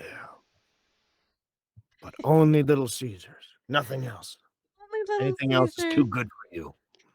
Oh, man. Jessica, thank you for the raid. You can have a warm bowl of water, but that's it. We have 9 more minutes with the lovely Jon Allen. Be sure to follow the Jon Allen on Instagram and Twitter. And maybe there'll be a part 2 interview where he's like in a motion picture in the theaters, getting his own Yeah. awards. I mean, I think I can tell you guys about this. I'm in the Miraculous Ladybug movie that's coming out soon. Oh, that's awesome. I love that movie. I try to get the voice actor from that. It's very hard to get him. Who, Bryce? Yeah, he's so hard to get. And Kenneth. Let me call him. No, don't do this again. You Paul's embarrassed me with Paul. When I see Paul, he's gonna be, if you ever do that to me again. Oh, I can't wait to hear what he says to you. Yeah. He calls me names and stuff. That's funny. No, stop it. No, Meatster. He called Paul already, and that was embarrassing. I was red for the few minutes we started this interview. Ooh, pretzel crust sounds so good. I have to try it. So you're gonna get pretzel crust? Is that what is your go-to meal today from Little Caesars that you're gonna get? If they have pretzel crust, I'll probably do that. But what I do is it normally doesn't have sauce on it. It's just cheese on a pretzel, but I have them add the sauce I love usually. that. I love that. Now I want And pizza, and I don't. that's really good. So yes, anybody have more questions for Jon before he leaves us to eat This some is your pizza? last chance ever. Feel the anxiety. Not really the last chance ever. True. That's true. I'll come back. Oh, I would love that. Would you ever play a game with us? I could do that. I don't think anybody's ever played a video game on Twitch before, so I could be the first. I'm such a dick. No, but in all seriousness, yeah, I could do that. That's so down. Like, what kind of systems do you have? Like, what consoles? I got a lot of old ones in my storage unit, but No, things that you have physical that you see. Hi, Garnet. How are you? somebody loaned me an Xbox 360. Oh I still my. have Kyle Abear's PlayStation 3, Okay. and I have a Switch OLED. Woohoo! For the Switch, do you have Super Mario? Not Super Mario. Mario Party Superstars. No, but I could get it. Oh, look at that. He'll get a game just to play with us. That's really sweet. I mean, what is it, like $60? That's literally how much it is. But if you get it from Amazon, it is $45 physical copy. Or if I go on Facebook Marketplace and get it used, probably like $20-$30. Okay, you could go the sussy way. I'm not judging you. Garnet's asking, what's your favorite color? I think orange. Oh, okay, orange. I find I grab it. I always used to love like orange Tootsie Pops, orange juice. When I got Sonny in Food Truckers and saw that his fur was orange, I was very happy. It's also the color of the Dragon Balls. I don't know. It's just kind of a happy color. I thought they were Pumpkins, yellow, but okay. jack-o'-lanterns. Oh, Red is also really good. okay. There's really no colors I dislike. So, Her but favorite color is purple and pink. Aqua has a bunch of questions in one thing because she knows you have to go. What's your favorite holiday? What's your favorite movie that you can watch forever and not get tired of it? Dogs or cats? What's your favorite direction? North, south, east, or west? Goodness, Aqua. all right, let's see here. Favorite holiday? Arbor Day. No. I've always I like the trees. Probably Halloween. That's always a fun one. What was this? What was the next one? Your favorite movie you could watch that you can never get tired of? Oh, God bless it. That's a tough one. Um, this is such a geek answer, but I there's a couple. Maybe the 1986 animated Transformers movie. Okay. That's such a cult classic. Mine's The Hot Rocky, Chick with Rob Schneider. another contender. I also Rocky 3 is pretty classic. Okay. Not sure. North, south, east, west. North or west? Probably west, maybe north. Okay. What was the other one? Dogs or cats? Oh, fudge. Yikes. I love them both. I'm a huge animal person. Somebody brought a little bird to the house the other day and it just fell. But probably dogs, but it's pretty close to 50-50 on that one. Don't worry, they won't cancel you. Can you do us a favor? There's some new people here. Can you name all the characters on a little banner behind you so they know who you voice act? Oh, sure. Well, I can use this right off the bat. In the video game Smite, I was Krang from Ninja. He dropped. He fell. He didn't want to be on camera. It's okay. I was Krang from Ninja Turtles. Ah, what a wonderful time to in Mob Psycho 100, I was Adano, Bandai, and Takanaka. In Cells at Work Code Black, I was Red Blood Cell AC1677. In Sword Art Online, I was Critter. In Fully Coolly Progressive, I was Mori. In Pokemon Masters, I was Thornton and Brawley. In Dragon Ball Super, I was Negrisi. In JoJo's Bizarre Adventure, I was Alessi. In Hunter x Hunter, I was Kazul, Beanolt, Namdu, the referee during the dodgeball game, number 0. Gon has used back. We will now resume the match. And in Heroes of Gujitsu, I'm Thrash, Wolfpain, Silverback, Bat Axe, War Snap, Saturnaut, God bless it, a couple others I can't remember. In Kuroko's Basketball, I'm Kiyoshi Miyagi, Yoshinori Susa, Hara, 2 other guys I can't remember. In Dragon Ball Z, I was Pink Hat Guy. In number 24, I was Ren Tamashiro. Gundam Iron Blooded Orphans, I was Zach Lowe. Gundam Thunderbolt Bandit Flower, I was Philip Kaufman and Gregory Romanov. In Gundam Steed, I was Shawnee Andros. In Genshin Impact, I was Ogawa, Kamuna, Yusaku, Ushima Junpei, Mundir. Whew. Okay. I just wanted the banner, not the whole IMDb. If they want to see the whole IMDb, I will post the link here. Please be sure to follow Jon Allen on Instagram and Twitter. This man wants his pizza, so let's give him a nice goodbye. Or not a goodbye, maybe a see you later, because he said he might play video games with us. Yeah, I could get him on that. When is your free time? There's a strike, so there's a lot of free time. Okay, good to know. Not in that bad sense. Like I could take Right. advantage to have a hi K Revolution. We're about to leave. Please follow the Jon Allen, King Jon Allen on Instagram and Twitter. Facebook, it's facebook.com/Jon Allen VO. Who uses fake book anyway? Old people like me. You're not old. You're just wise and promoted. That's it. I do have an account for TikTok. I never use it. It's what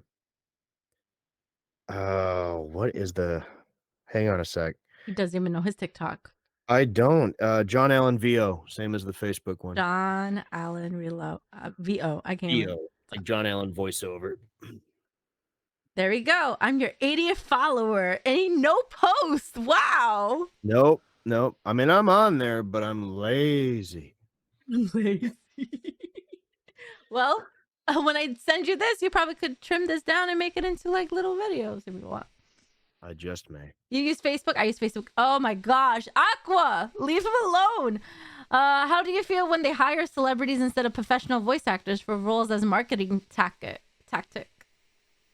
If they're any good, it's okay. If they're not really bringing much to the table or doing a disservice to the character, All right. There's a lot of repeated questions.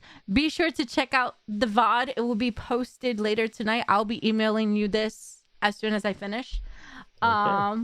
But yeah, thank you so much. Go enjoy your pizza. This was such a fun time.